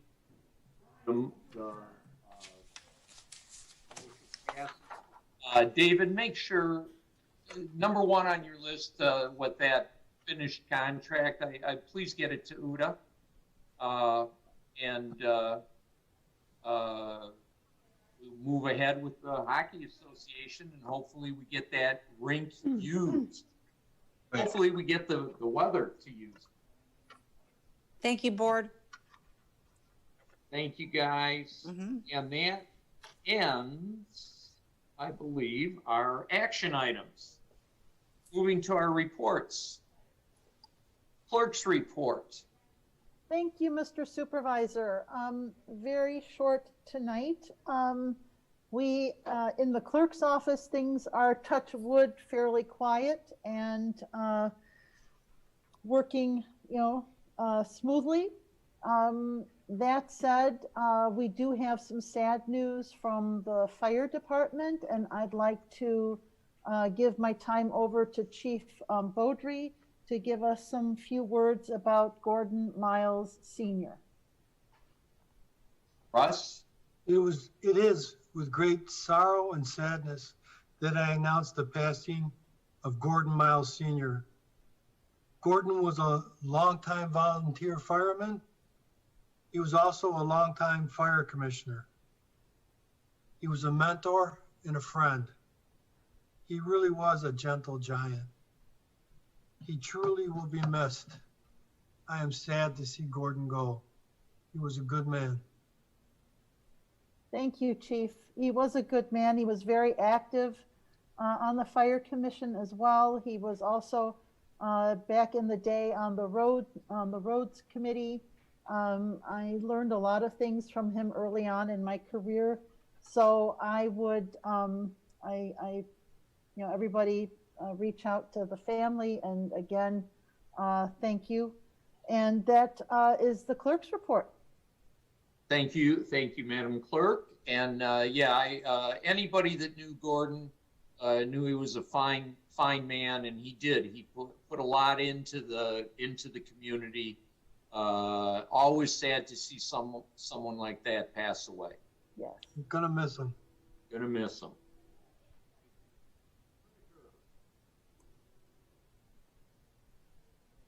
Yes. Treasurer? Oh, that was it for the clerk's report. Thank you. Welcome. David? Okay, treasurer's report. The investment report for the month of November shows $13,887,000 invested in various accounts.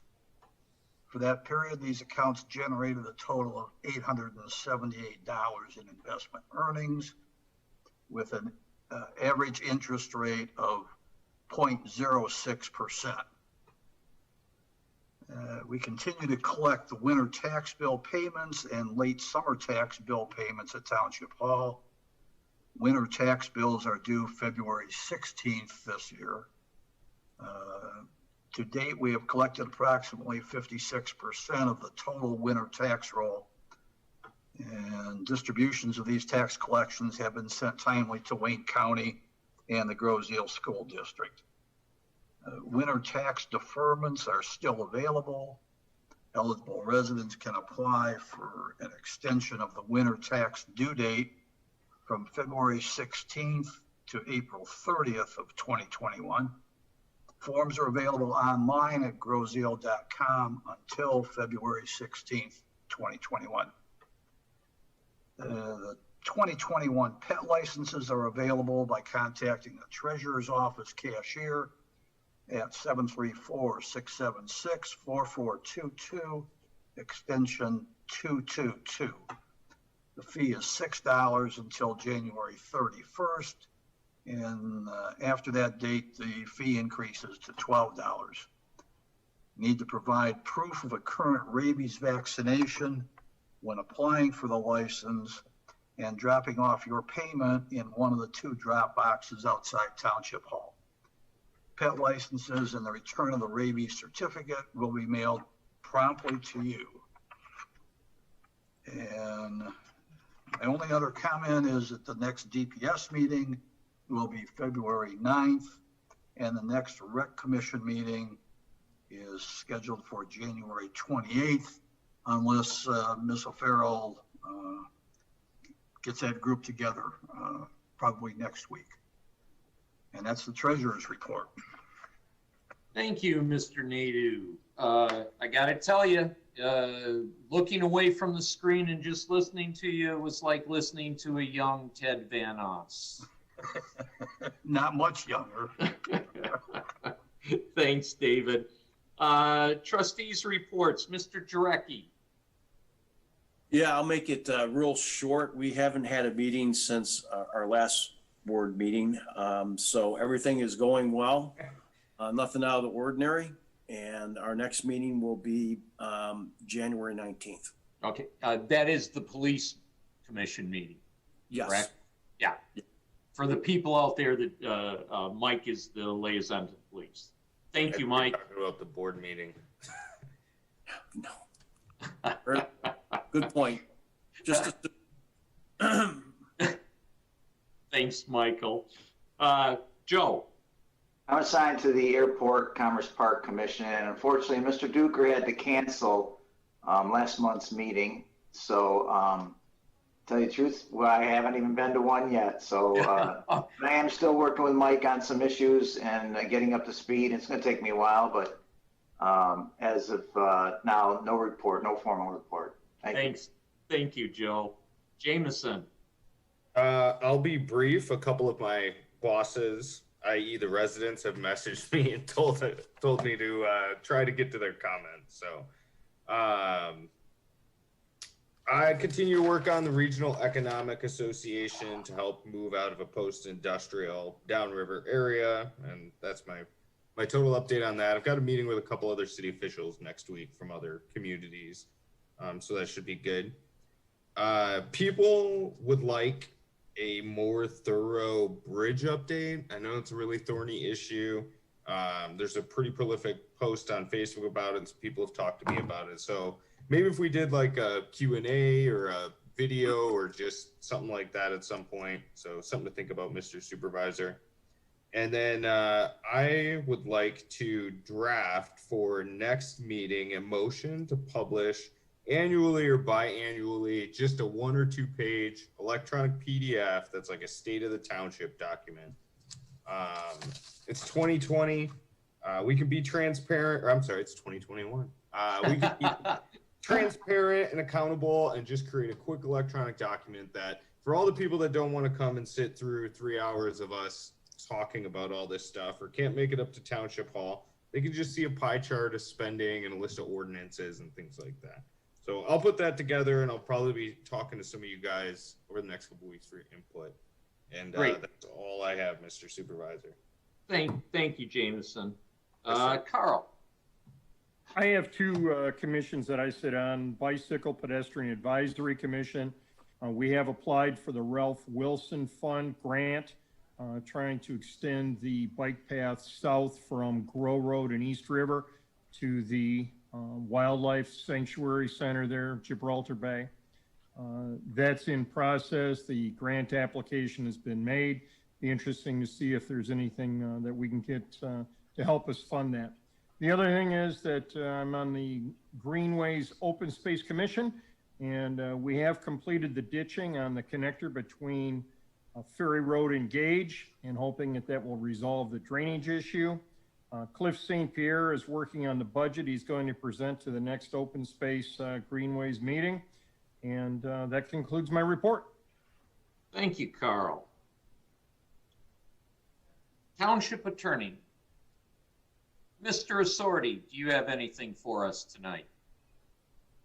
Mr. Supervisor, members of the board, I just emailed out to the entire board the final copy per my discussions with the treasurer today about modifications that were made Friday to the release. So the finalized version that I sent to him that we agreed was the final of what was the negotiations took place was sent out all of you via email. That's all I have. All right, thank you, Tom. David, did you have something to say? No, just thanking Tom for, it's one less thing for tomorrow. Okay. Township Manager, Dale. Thank you, Mr. Supervisor. I have a few brief items, but the first I'd like to congratulate Chief Warnick on his retirement, and I wanted to allow Deputy Chief Harden to make a few comments, if he would, please. That'd be fine. Brent? I just wanted to bring a little personalization to Chief Warnick. He was very humble and very grateful to have had the opportunity to serve as your police chief for 2 years. He has a huge heart. He has a warm sense of humor. I just want to bring up a few points. He's continued Chief Porcerelli's legacy as the safest community during his watch, which is something to be proud of. Although I want to acknowledge that all essential workers are important, a police officer is subject to recall 24 hours a day, 7 days a week. They miss holidays, they miss birthdays, they miss their children's events. He made many personal sacrifices during his career. I've worked with him on crashes on our river roads, been in blizzards, 20 degrees with icy road conditions while your family's warm and in bed asleep. He was there and always had my back, and I trusted him with my life.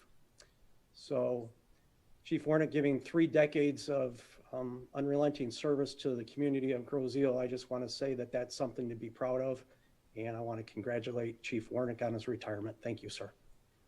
Thank you, Brent, for those words. Appreciate it. Dale? Thank you. I have a few bullet points for Chief Warnick. The department has showed very high morale. Mark's always kept an open door.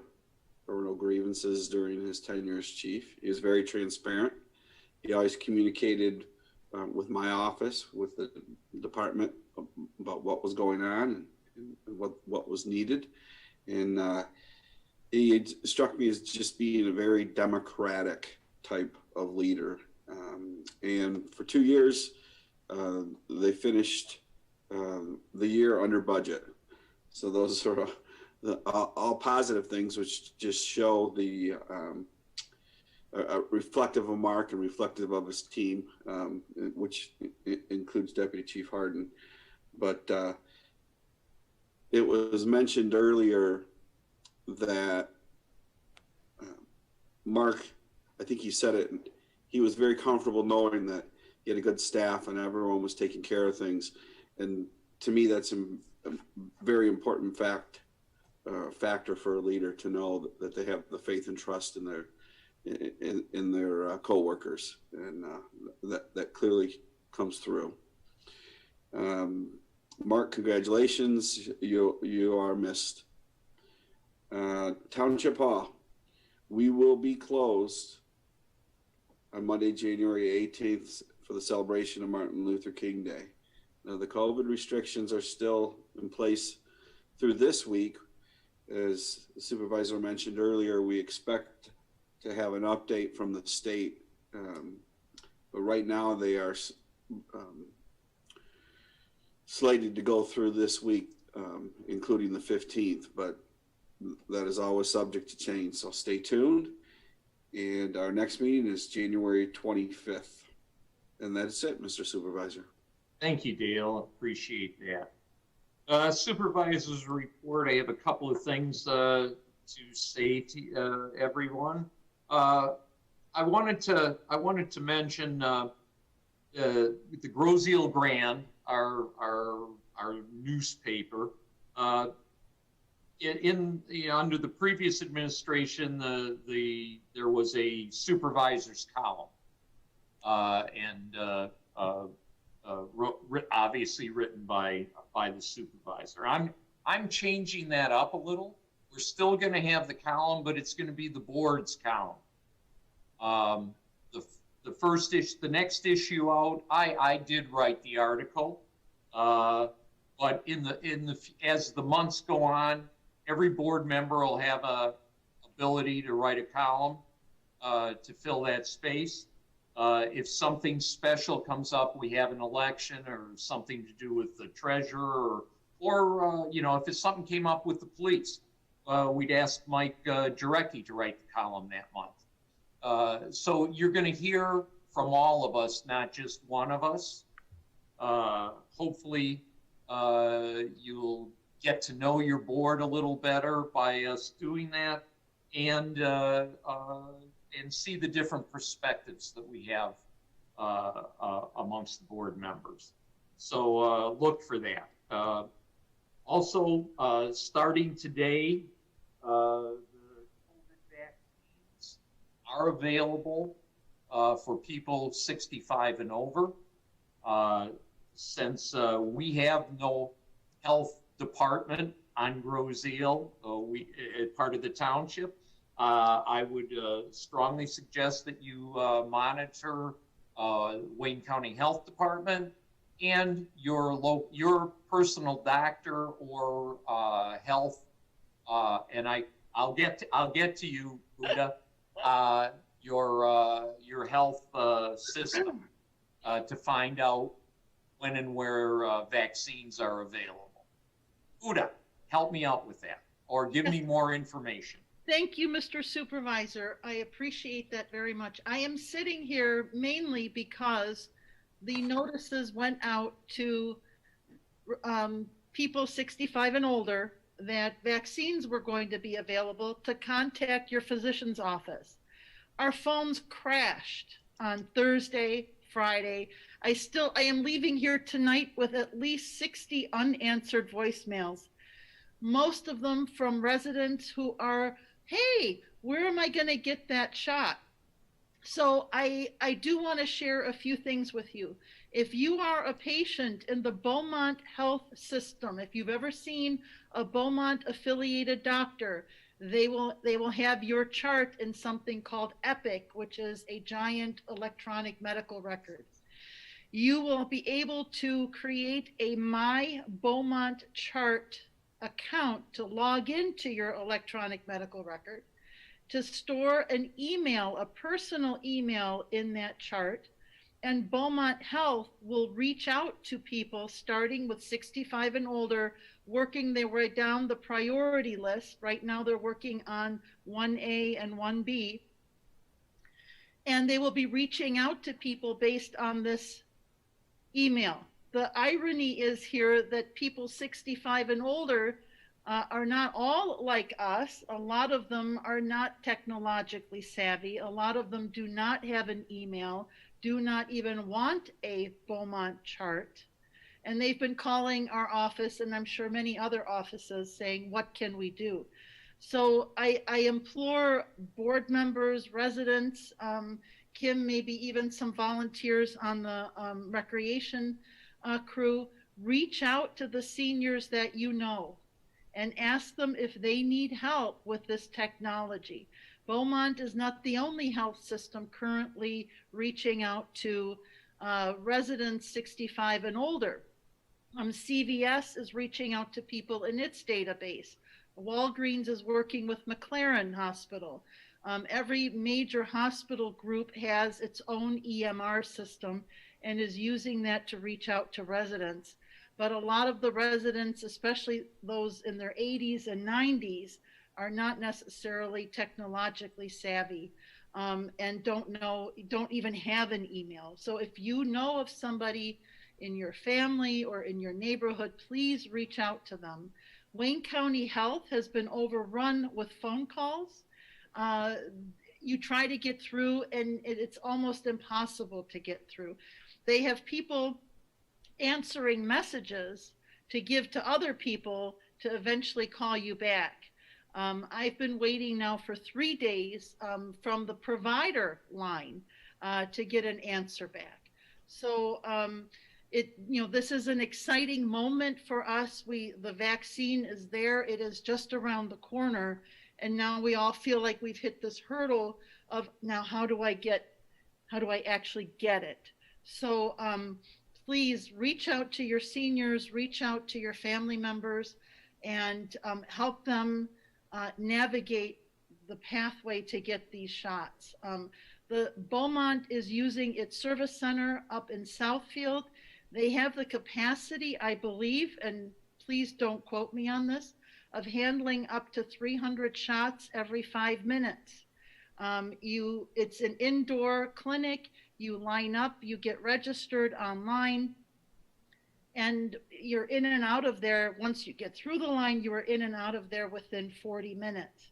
And so it is a very well-run system. But again, the vaccine needs to be stored at 80 below Celsius, and doctors' offices like the one I work for, like many of the clinics that people go to, simply don't have the capacity to store the vaccine and will not be able to offer the vaccine. In June, there will be a new vaccine from Sanofi Pasteur that is based on the same technology as their flu vaccine, the flu block, and that can be stored in a refrigerator. I think once that comes out, you'll see offices, small doctors' offices, primary care, being able to offer the vaccine. And it's very likely that in the years to come, this may become another annual shot, just like your annual flu shot. So please don't get discouraged. Keep trying. The website can only handle so many contacts, and even though Beaumont is vast and has vast resources, there are so many of us that are anxious to get this shot. So again, thank you for letting me speak this to you. And if you're listening to this and you're a senior resident, please reach out to your family members to help you navigate the pathway. And Uda, would it be safe to say that if it's the Henry Ford Hospital or U of M or whatever, if that's the system you're in, contact your system? Absolutely. Contact their IT department. For instance, a lot of organizations use MyChart if they use Epic. There is a My Beaumont chart. There's a My U of M chart. I think Henry Ford has its own equivalent chart. If you Google, for instance, My Beaumont chart, it will take you to a login page where you have an opportunity to sign up as a new user. And I think Beaumont is even offering people who do not have a relationship with a Beaumont doctor to generate a chart access point in order to get the vaccine. Unfortunately, doctors' office staffs we're not the IT people behind this. And we've tried calling the IT line, and it's on permanent busy right now. So again, it's just going to take patience, or maybe doing it at odd hours. But we've had so many patients call us in frustration, and they see the end so near, and now they can't get to it. So it's going to take all of us to help and make this happen. Right. thank you for helping me out on that. I appreciate Jim, it. Yep. Sorry, I just Jameson, add, there you are. I did receive the vaccine as part of my full-time employment, and I had absolutely no side effects. Like, I didn't even have a headache or a dry mouth or anything. So if anybody's concerned about that, at least one person that didn't grow a third eye or an arm fall off or something. So get the vaccine. Good. Thank you for that. Jim, just to say, a lot of people are concerned about allergic reactions. When you sign up for the shot, I think what they're most worried about is if you've ever had an anaphylactic shock experience. But for the most part, they are encouraging just about everybody to get the shot. And our office staff just was offered it this week, when sadly, a little too late for some of our staff. But again, no one had any adverse side effects. Okay, thank you for that. All right, just a couple other things. I was asked, and I have no problem putting this information out. The McCall Steel, Crown Enterprise, whatever you want to call it, the Community Action Group will be meeting this week, Thursday the 14th at 6:30, Zoom meeting. From what I can see, you needed to register, and I see that Judy is with us tonight. Maybe you can give more exact details on that, but I just want to put out there that the Community Action Group meeting will be held this week, 6:30 on the 14th, and it will be a Zoom meeting. And the other thing is bridge. I understand the frustration with the people. They would like more information than what we're putting out, but we are putting out everything that we can put out to you. Our last updates indicated that everything is going on schedule. A proposal was received by the county from a pre-qualified bidder to do the repairs, and they were negotiating with the county. Until those negotiations are done, which we believe should be done this week, there's no more to say until the negotiations are done. So I do not understand the frustration, but we are telling you everything we can tell you. And we will continue to put out, until this is done, we're going to put out a weekly report, whatever that report may be, so that it is out there. You will know what the latest is. And part of the holidays did slow things down because the county was closed. The proposal was just coming in. And obviously, like with anything else, especially something of that magnitude, you have to go over it and make sure you've dotted the I's and crossed the T's. So as soon as they do that, they will be sharing with us, and when they share with us, we'll share with you. So that is my report for tonight, and we have no discussion items. So we will open it up to public comment.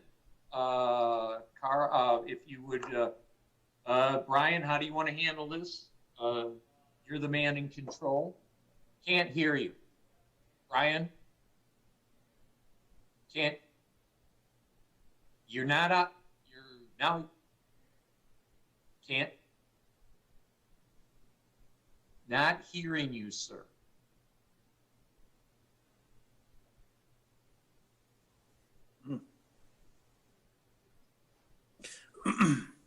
Oh.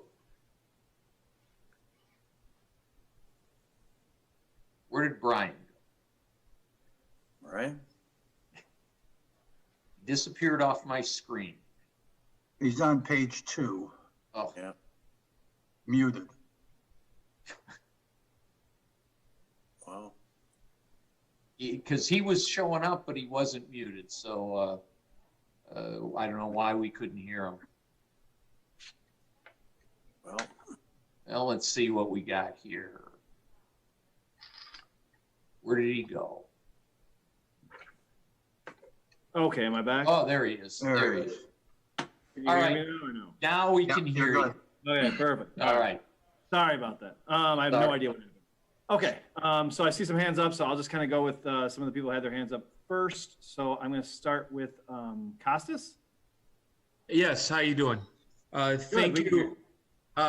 Thank you for listening to me. I want to discuss the ordinances allowing food trucks on Groseal, at least ones owned and operated by residents. Mr. Costas? Yes. If I could, there is no ordinance before the board yet. It possibly in the future it will be coming, but there is none. By the way, I would also thank you for your email. But there is nothing before the board at this time. I've been hearing a lot regarding restrictions on who can hire the truck and how we can operate. That is not before the board at this time, and it hasn't been. There's discussions about food trucks, but that's all it is at this time, is a discussion. So, what if I was to bring what's a food truck tomorrow? What are the guidelines? I'll make sure that I'm following guidelines, and what do I need to do to operate on Groseal? You, Derek, I'm going to call on you for that at this time. Can you hear me? Is head of the community development that handles ordinances. Yes, I can hear you. Technically, we don't have a ordinance that permits them. So by reference, they're not permitted. So usually if you don't have an ordinance that allows it, it effectively is not allowed. But because there's been a lot of discussion about it, we've been a little bit more lenient about strict enforcement with regards to ones that are not on Macomb. That's why you see the one over in the Commerce Park that's been there he's going on probably close to a year.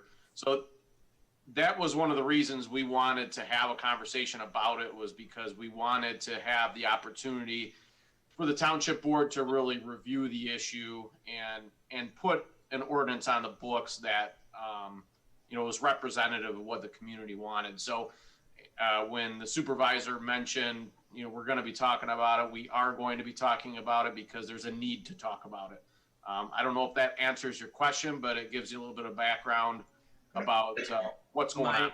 My main concern is I have businesses interested in having me on their property for a cross-promotional marketing event, and I don't know whether I am allowed or not allowed because I'm getting conflicting, statements. Eric, as of today, what would he be allowed to do or not allowed? The township is not allowed any food truck to operate on Macomb Street because it's in direct competition with businesses on Macomb Street. So if you're talking about doing that on Macomb Street, we've been pretty strict about enforcement on Macomb Street. And your specific question, we hope to address that in a draft ordinance, how that's going to be handled and when that type of activity would be allowed. So, in any successful formulation of an ordinance, input from stakeholders is very important. So I'd encourage you to, email us your opinion, email us your concerns, and that way we can review those concerns as we, look at ordinances either internally or with the township board or with the residents or through public meetings or whatever it ends up becoming. So that would be my suggestion. So under what law or ordinance do we say that food trucks can't operate anywhere on the island? Because it's my understanding that unless a government body prohibits an activity, that it remains allowed. That's like the right, you have a right to do something unless the government says you don't. It's actually in planning, it's the other way around. So if it's not specifically stated as allowed, it's not allowed, it's not permitted. So unless we specifically say it's a permitted activity within a certain zoning district, it's basically implied that it's not permitted. And when could we find out when something like the permits and licensing and future ordinances, when we find out this will go on agenda? Well, when it shows on the agenda, that's when you would know. Brian, I would think that what we would want to do is probably have a study session or some type of session because there has been, I've gotten a number of emails from people, assuming they're residents, regarding this. So to understand, what the residents want and the residents to understand what we're looking at, we would have probably have a study session on it. We'd announce a study session on it so that you could come and talk to us. So is there anything if in fact we could have you come and talk to us, or we'd have a Zoom, we'd set it up. And I might just add, this is also on the radar of the Planning Commission, working with Derek and Community Development. And I think we're also in consultation with the DDA. And so this is kind of a multi-pronged project. Well, the committee that was put together, it was all those people. People from all those different groups. Absolutely. So everybody was there. Airport was part of it. So everybody was there, and it's something that's going to be discussed, and the public will certainly have time to actually not only have they sent me their emails, and that'll be distributed amongst the group, but we'll have a meeting so we can actually recently, the hardware store had hired the cheesesteak place to have an event on their property. So under my understanding, then I'm assuming they were ticketed, and both the hardware store and the cheesesteak. Well, we're not going to talk about that at this meeting. This is for you to make your comments, not to talk about specifics. Right, so is there anything currently preventing him from operating? Whoa, who was that? Hi, this is Christina Gornow. I just had a quick question. I'm listening. Derek, Ryan, are we moving on? I haven't moved on yet. Mr. Callis? No, I had a question regarding Mr. Callis's. When you get called on, you'll be able to give your comments. We have to do this orderly. Mr. Callis hasn't stopped yet. I was questioning in regards to that. You have to wait your turn. Okay, I'm done. Thank you. Okay. All right. Okay. Brian, why don't we go to Ms. Gorno? Okay, go ahead, Christina. Okay. I just had a quick question in regards to Mr. Callis's question, I guess a question in regards to his question. What's currently preventing him from operating near the soccer fields now, as Galindo's has been doing?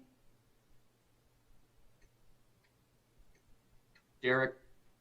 No, okay, so Christina, are you talking about the specific question about the hardware store, or your question is about what's prohibiting Galindo's from operating in the Commerce Park? No, not Galindo's. No.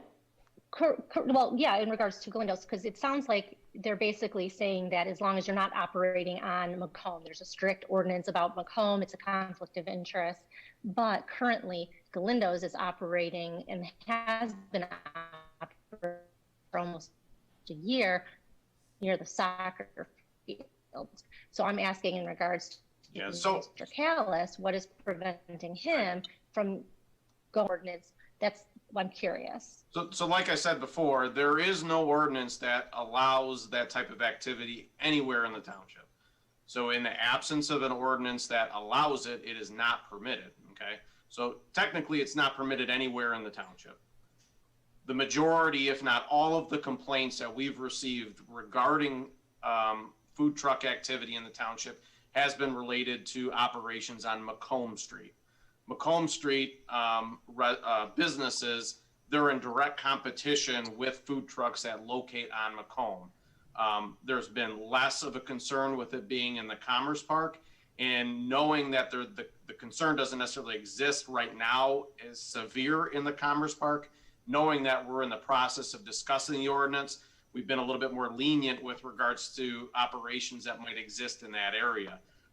So really that's the difference between the two. And as it relates to operations of a food truck on a private property for a private event, you know, that hasn't been something that we've gone after either, because it's not a public event where you're selling products for a public consumption. So, you know, that falls into a little different category. This food truck situation is very, very fluid. It has a lot of different intricacies associated with it, depending upon location, zoning, operations, health code, all those different things. So it's not something that's uncommon for communities to be, you know, kind of struggling with right now. And we're no different than the rest in that we're kind of playing catch up on this to try to make sure we address it in the way that it needs to be addressed. Once again, in a way that represents the community's interest. And that's a process we're going through right now. So, and we, again, we will have a discussion to hear from the community, not only take your emails. So I think that we need to. Okay, so to answer my question though, there's no ordinance saying that there's no reason why he couldn't go to the soccer fields as Galindo's has. That was my question.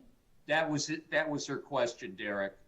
Yeah, you know, I think that if he was operating in the soccer field area and he wanted to talk to the Commerce Park, you know, the nature of the complaints haven't been about operations down in the Commerce Park.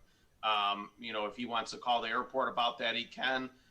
You know, my hope would be that the ordinance that we're looking at putting into place, hopefully that gets resolved here fairly shortly. And then this doesn't become a question, because there'll be a set of guidelines that'll be the will of the community, that'll say what you can and you cannot do, where you can operate, where you can't, how you register, what you have, insurances you have to show, and all those different things. So hopefully that'll be resolved fairly shortly here. I would think number one, you know, probably will come up in February. Okay, thank you. You're welcome. Yeah, that's what I was going to ask you.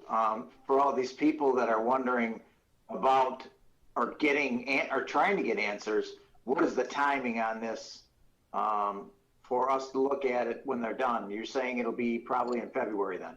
That's what I was wondering. Yeah, just simply because of what we're looking at our next meeting. Yeah.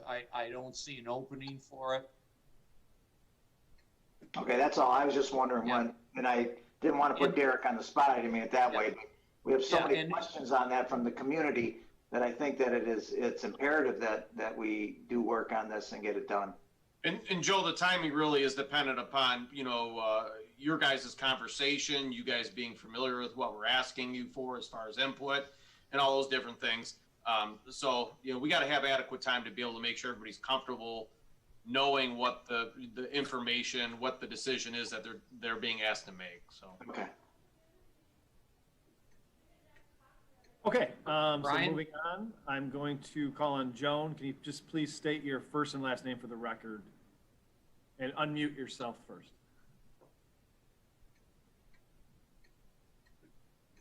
Joan. Hi, I'm there Joan. There we go. Yeah.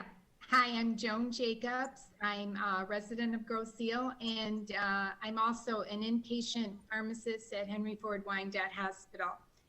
So the COVID vaccine, I've been through all the phases now, and I am a registered pharmacist, so I am involved with the rollout of the vaccine.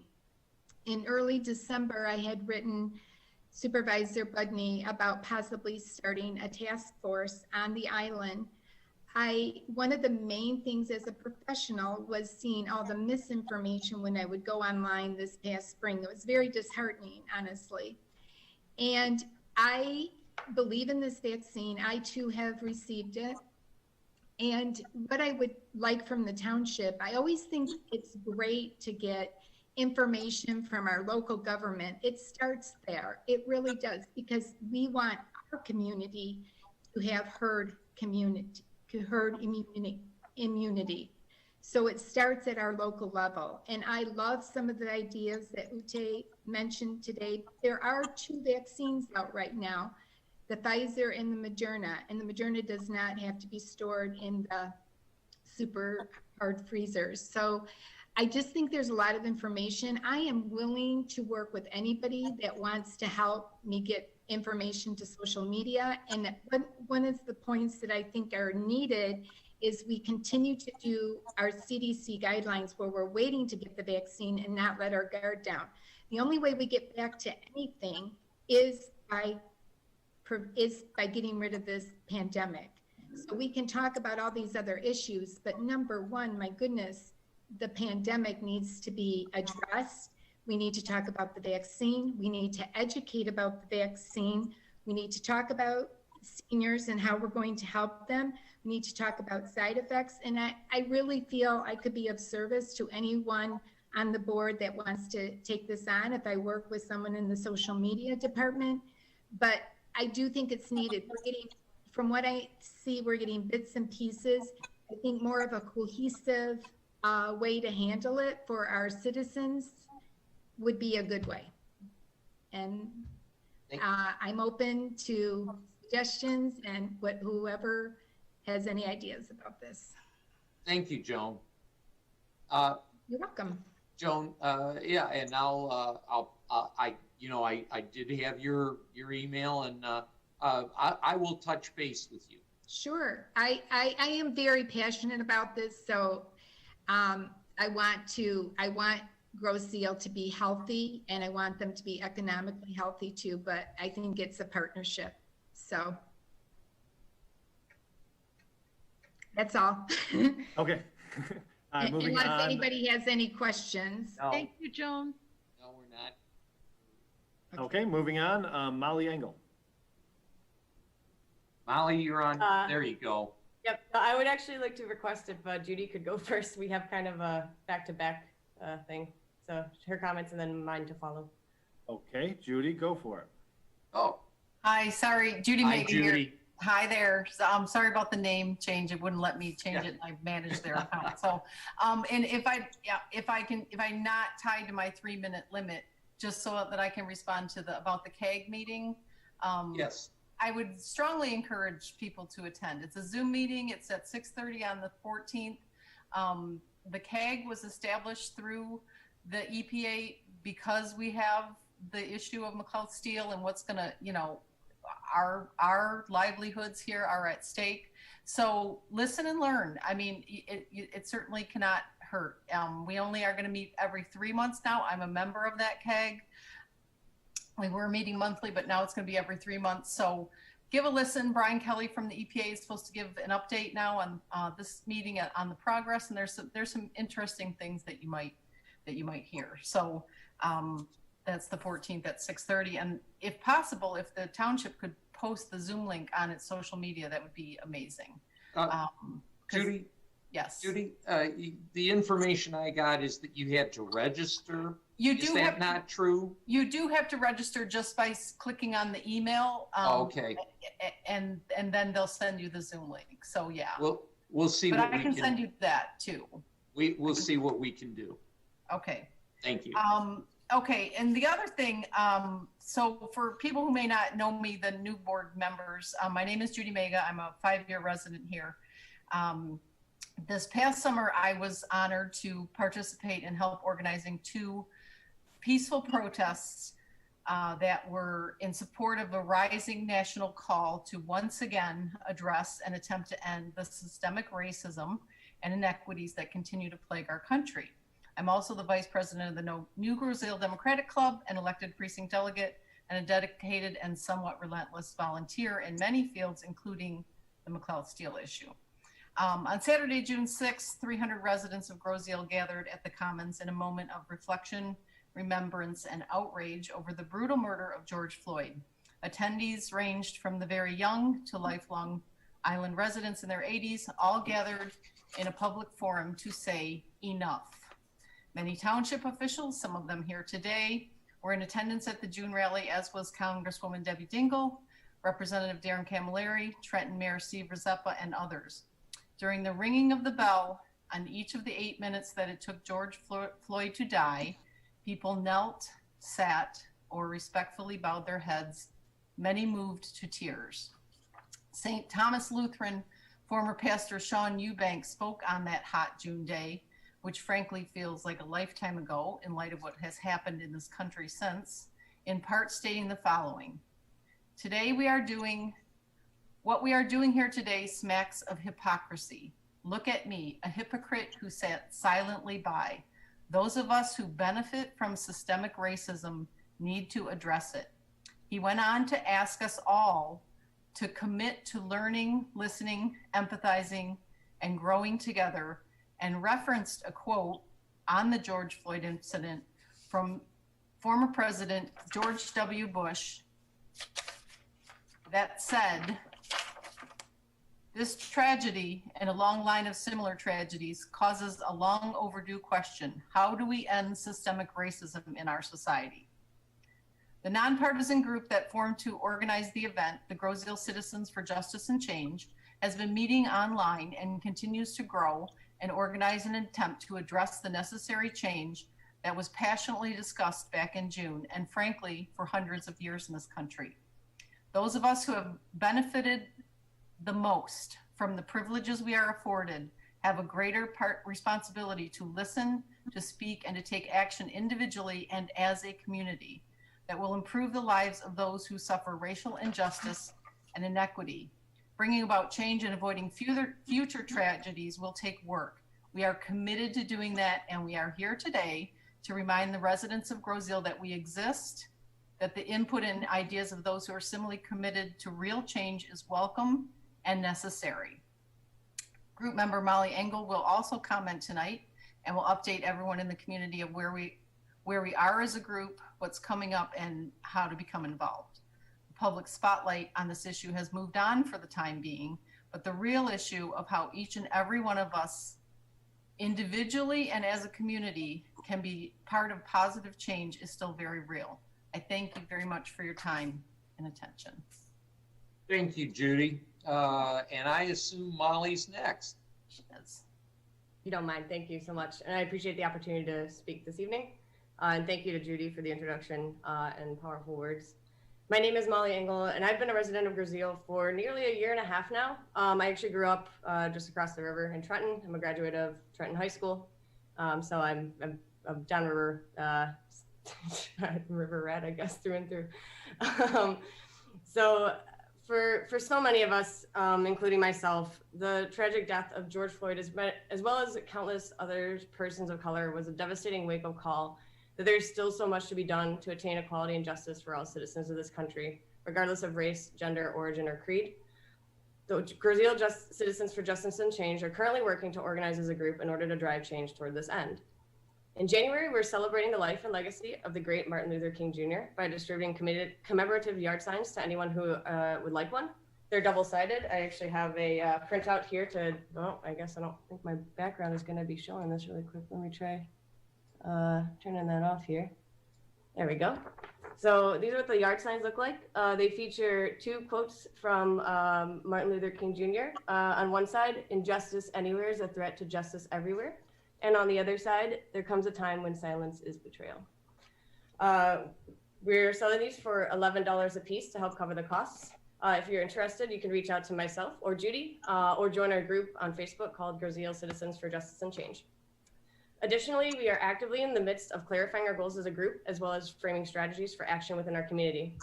We're seeking passionate, motivated folks to join us in our ruthless pursuit of ending systemic racism and inequality, and it all starts right here in our own backyard. If you're interested in joining us, or if you're interested in learning about what we're doing, you can join our group on Facebook and reach out directly to find out how you can help. That's Groseal Citizens for Justice and Change. I just want to end with one final sentiment. And this is an important message, especially coming from someone who at one point in time was very blind to the racial injustices that are happening all around us every day in our country. I'd venture to say that there are a lot of others out there that are like me who at one point or another, or perhaps even to this day, are blind or perhaps even in denial that these type of injustices exist. From one human to another, I urge you to challenge yourself and your current mindset around equality and justice, and seek to understand the why behind movements such as the Black Lives Matter movement and other similar cries for change. There's a lot of resources out there that are free, and a lot of those are frequently shared between members in our Facebook group, tons of books, articles, movies, other publications. I'm personally happy to have a conversation with you directly. If you're confused or genuinely struggling or questioning any of this, I'm more than happy to sit down and have a conversation with you myself. It is my hope that we can help others understand the need for swift and orderly change to create a truly equitable and just future for everyone in this country. I appreciate your time. Thank you so much for hearing our message, and be on the lookout for more updates to come. Thank you. Okay, moving on. How about John Bergen? Good evening. I apologize. My camera, this has been a lengthy meeting, so I've been traveling around with my phone. So thank you for taking the time, and in the spirit of what we kicked off the meeting with as far as public comment and the time frame. Jim, I understand why you would want to change it, because look at the hour we're at this point, but I would not have been able to catch that opening comment if it would have been a 6:30 start time. So I'm glad that the board has continued to stay with the steadfast of 7:30. My second comment is in regards to the food trucks. Approximately 9 months, 10 months ago, I did bring this to Carl Bletcher's attention as well. I was concerned with the brick and mortar businesses that would be suffering from an outside vendor coming in. I'm glad that we're going to finally, hopefully in February, get some type of course of action and a plan. I do apologize as a lifelong Islander here since 1972. I can tell you I was the first one to bring the food trucks to Groseal for the tour deal, the Rotary bicycle event several years back. But I do believe that free trade and looking out for our tax-based revenue is the importance. And I guess any food truck, from what I understand now, can come and set up shop as long as it's not on Macomb Street, which is, there's no ordinance for that. My last comment is in regards to the ice rink. As a long-time hockey player, officiated semi-pro, I am a proponent of our program here on Groseal. What concerns me is that tonight's board did the complete opposite when the Community Rec Commission brought the tennis center up to the board, and tonight the board is taking it down to the commission with a contract that no board member has seen other than the sketches, and saying on goodwill there'll be open skating time. Is open skating time from midnight to 1 o'clock? I understand the cost of ice time. You know, I'm very, very appreciative of my parents.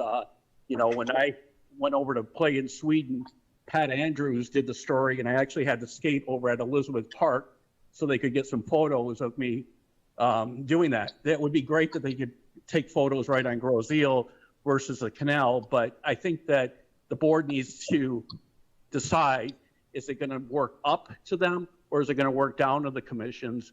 And is all the ducks in a row? Timing, because it's such a short window, needs to be done, but the lack of planning on your behalf shouldn't be our problem today. So I hope that we look at revising that contract, making sure that there's X amount of prime time open skate, and not at 11 o'clock, 12 o'clock at night. My last comment is that I'll be approaching the police commission, because we have transitioned, to take on a new program on the island through Families Against Narcotics. It's called Hope Not Handcuffs. Through the transition of the chief, and makes sense why he wasn't available to return my phone calls for many weeks prior to him announcing that. But the Hope Not Handcuffs program would like to have the Groseal Police Department on board, supporting them as an intake facility to give people treatment, especially in this time of COVID and the devastation. Thank you again. It's been a late night. I commend you all for your efforts, and I appreciate your work. Thank you. Thank you, John, for your comments. Okay, is there anyone else who would like to make some public comments? Raise your hand. Bill Heil. Bill Heil. Thank you. I'll try to make this brief, but I've got some quick points. First, I'd like to commend you all as board members on the way that you have been able to cooperate with each other, extend considerate listening abilities. You've been thoughtful. That is good for all of the issues we face in the future, and I want to commend you for that. Jim, you mentioned revisiting today with a thought tomorrow to see if things can improve. That's also essential. That's one of the main management skills that have helped many organizations succeed. Having said that, I'd like to encourage you to develop a way of planning for the future, which begins with understanding where we are today. I'm talking about looking at what our exact financial conditions are, what our financial needs are for our most important goals. The reason I think this is so important is that you can have an idea that seems like a good one, but if you don't know how that thing fits within a litany of priority that you have from the total picture, it might seem like a good idea at the time, but impairs something later on that was vitally important because the resources are no longer available. They've been committed to some other need. So I'm suggesting that you audit our circumstance. I think Mr. Nadeau is very important in this. It's a matter of what needs to be done and what resources are available to accomplish it. When you have those priorities in place, I think it's vitally important for knowing that you know where you are, so you know where you need to go, and you can put your steps in order with the right priorities. That's my parrot. I've got him covered up tonight, but he got his.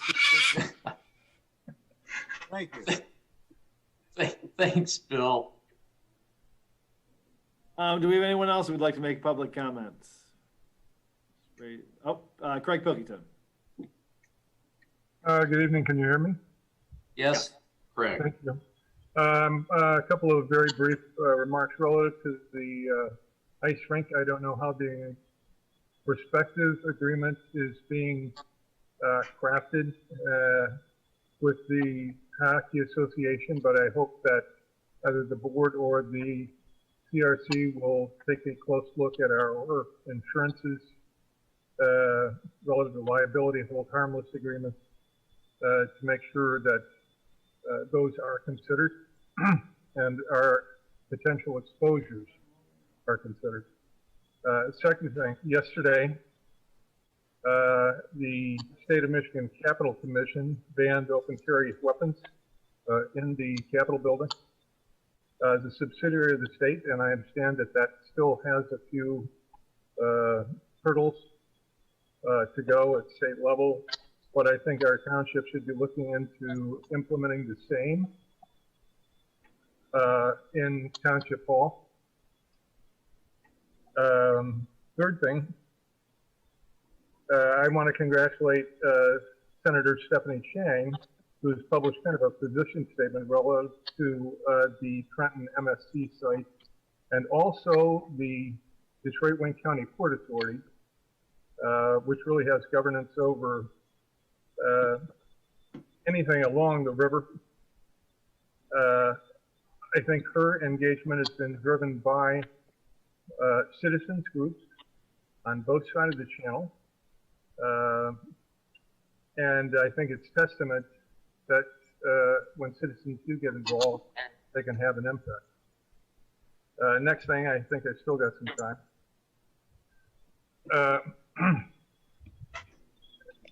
We have 3 or 4 of our smaller bridges on the island that are in severe disrepair. And while all of the focus has been on the Trenton Channel Bridge, these bridges quickly are going to become major problems for us. I hope that the board is giving attention to this. I hope that the board, and I called for this several years ago, 3 to 4 years ago, does consider putting together a subcommittee or commission solely to deal with our bridges to keep the community as well as themselves up to date on the National Bridge Inspection Rating, and also familiarizes themselves with the funding available from the state under the local bridge funding program, which I don't think we've ever benefited from, and yet over 15 years, has expended about $800 million on bridge repair for local bridges. It's very important that we do that. Those are my comments for this evening. Thank you. Thanks, Craig. Okay. Ryan. Does anyone else have public comment they'd like to share today? Bob Zelasko. Am I on, Brian? Yes, you are. Okay.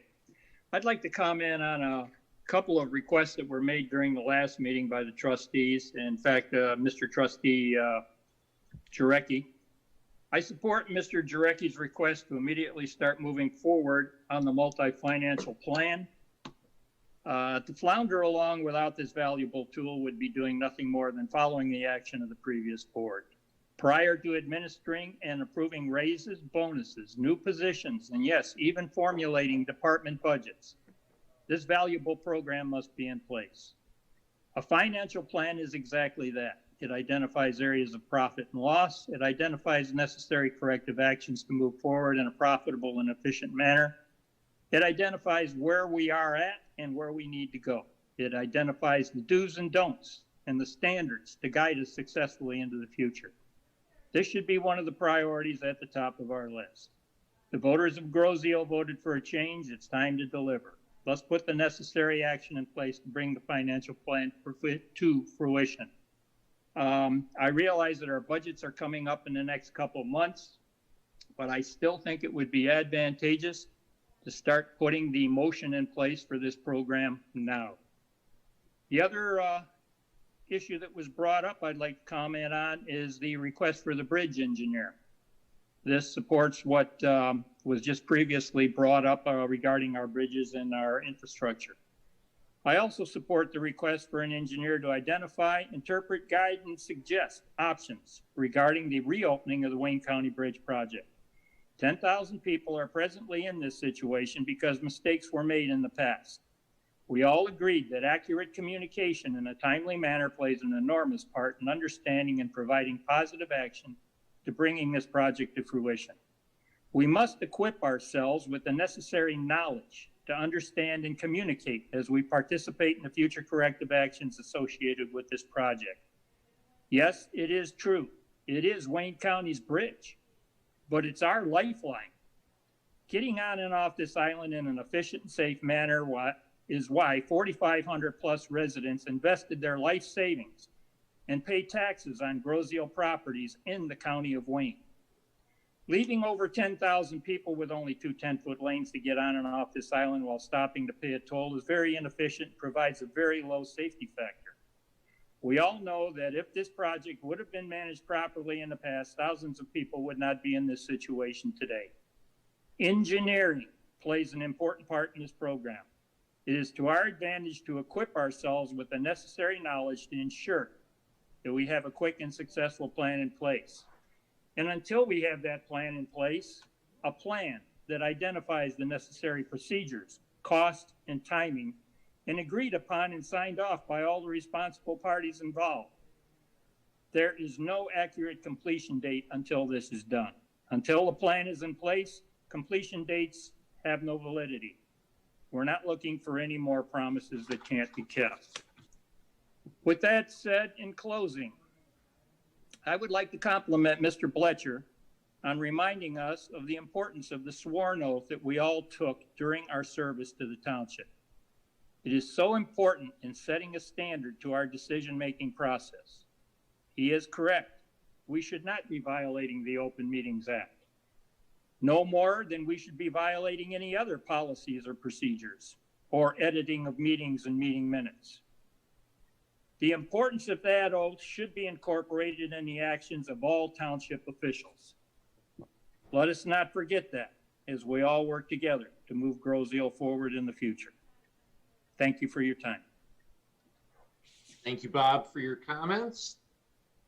Okay, moving on. Do we have anyone else who would like to make public comment tonight? I do not see any hands. Oh, wait, Greg Karmazin. Last second. Go ahead and unmute, Greg. Yep. Okay. Greg Karmazin. Yeah, I wanted to commend the board on the decision on the public comment periods. I think it was a good decision to keep both comment periods. And I just have one quick suggestion on the public comment period at the end of the meetings. I know that tonight you made the decision that comment period will focus on the agenda item decisions. I hope that you might consider revisiting that at a future board meeting. I think it's going to be extraordinarily difficult to raise points of order or to determine when somebody goes off of the topic of what was on the agenda items tonight as an action item and talks about maybe something that was on the consent agenda or something that was in a report. I think that's going to be difficult to administer and, would potentially, it would potentially limit some comments that I think would be very timely and helpful, both to the board and the public. So my comment tonight is that I applaud you on keeping both comment periods, and I would just hope that you keep an open mind about that second comment period possibly being expanded to include any topic that was raised or on the agenda at a board meeting, so that comments could be made on that at future public comment periods. Thank you. Thanks, Greg. All right, do we have anyone else who would like to make public comments? All right, I think we are ready to make a motion. Do I hear a motion? So moved. Second. Let's hear a motion. I move to adjourn this meeting at, Thank you. what is it, 23:04. Yes. It's been seconded. All in favor? Yep. Aye. Aye. Aye. Thank you all very much. Both board and residents, people out there who made comments. Thank you. Thank you, everybody. Bye.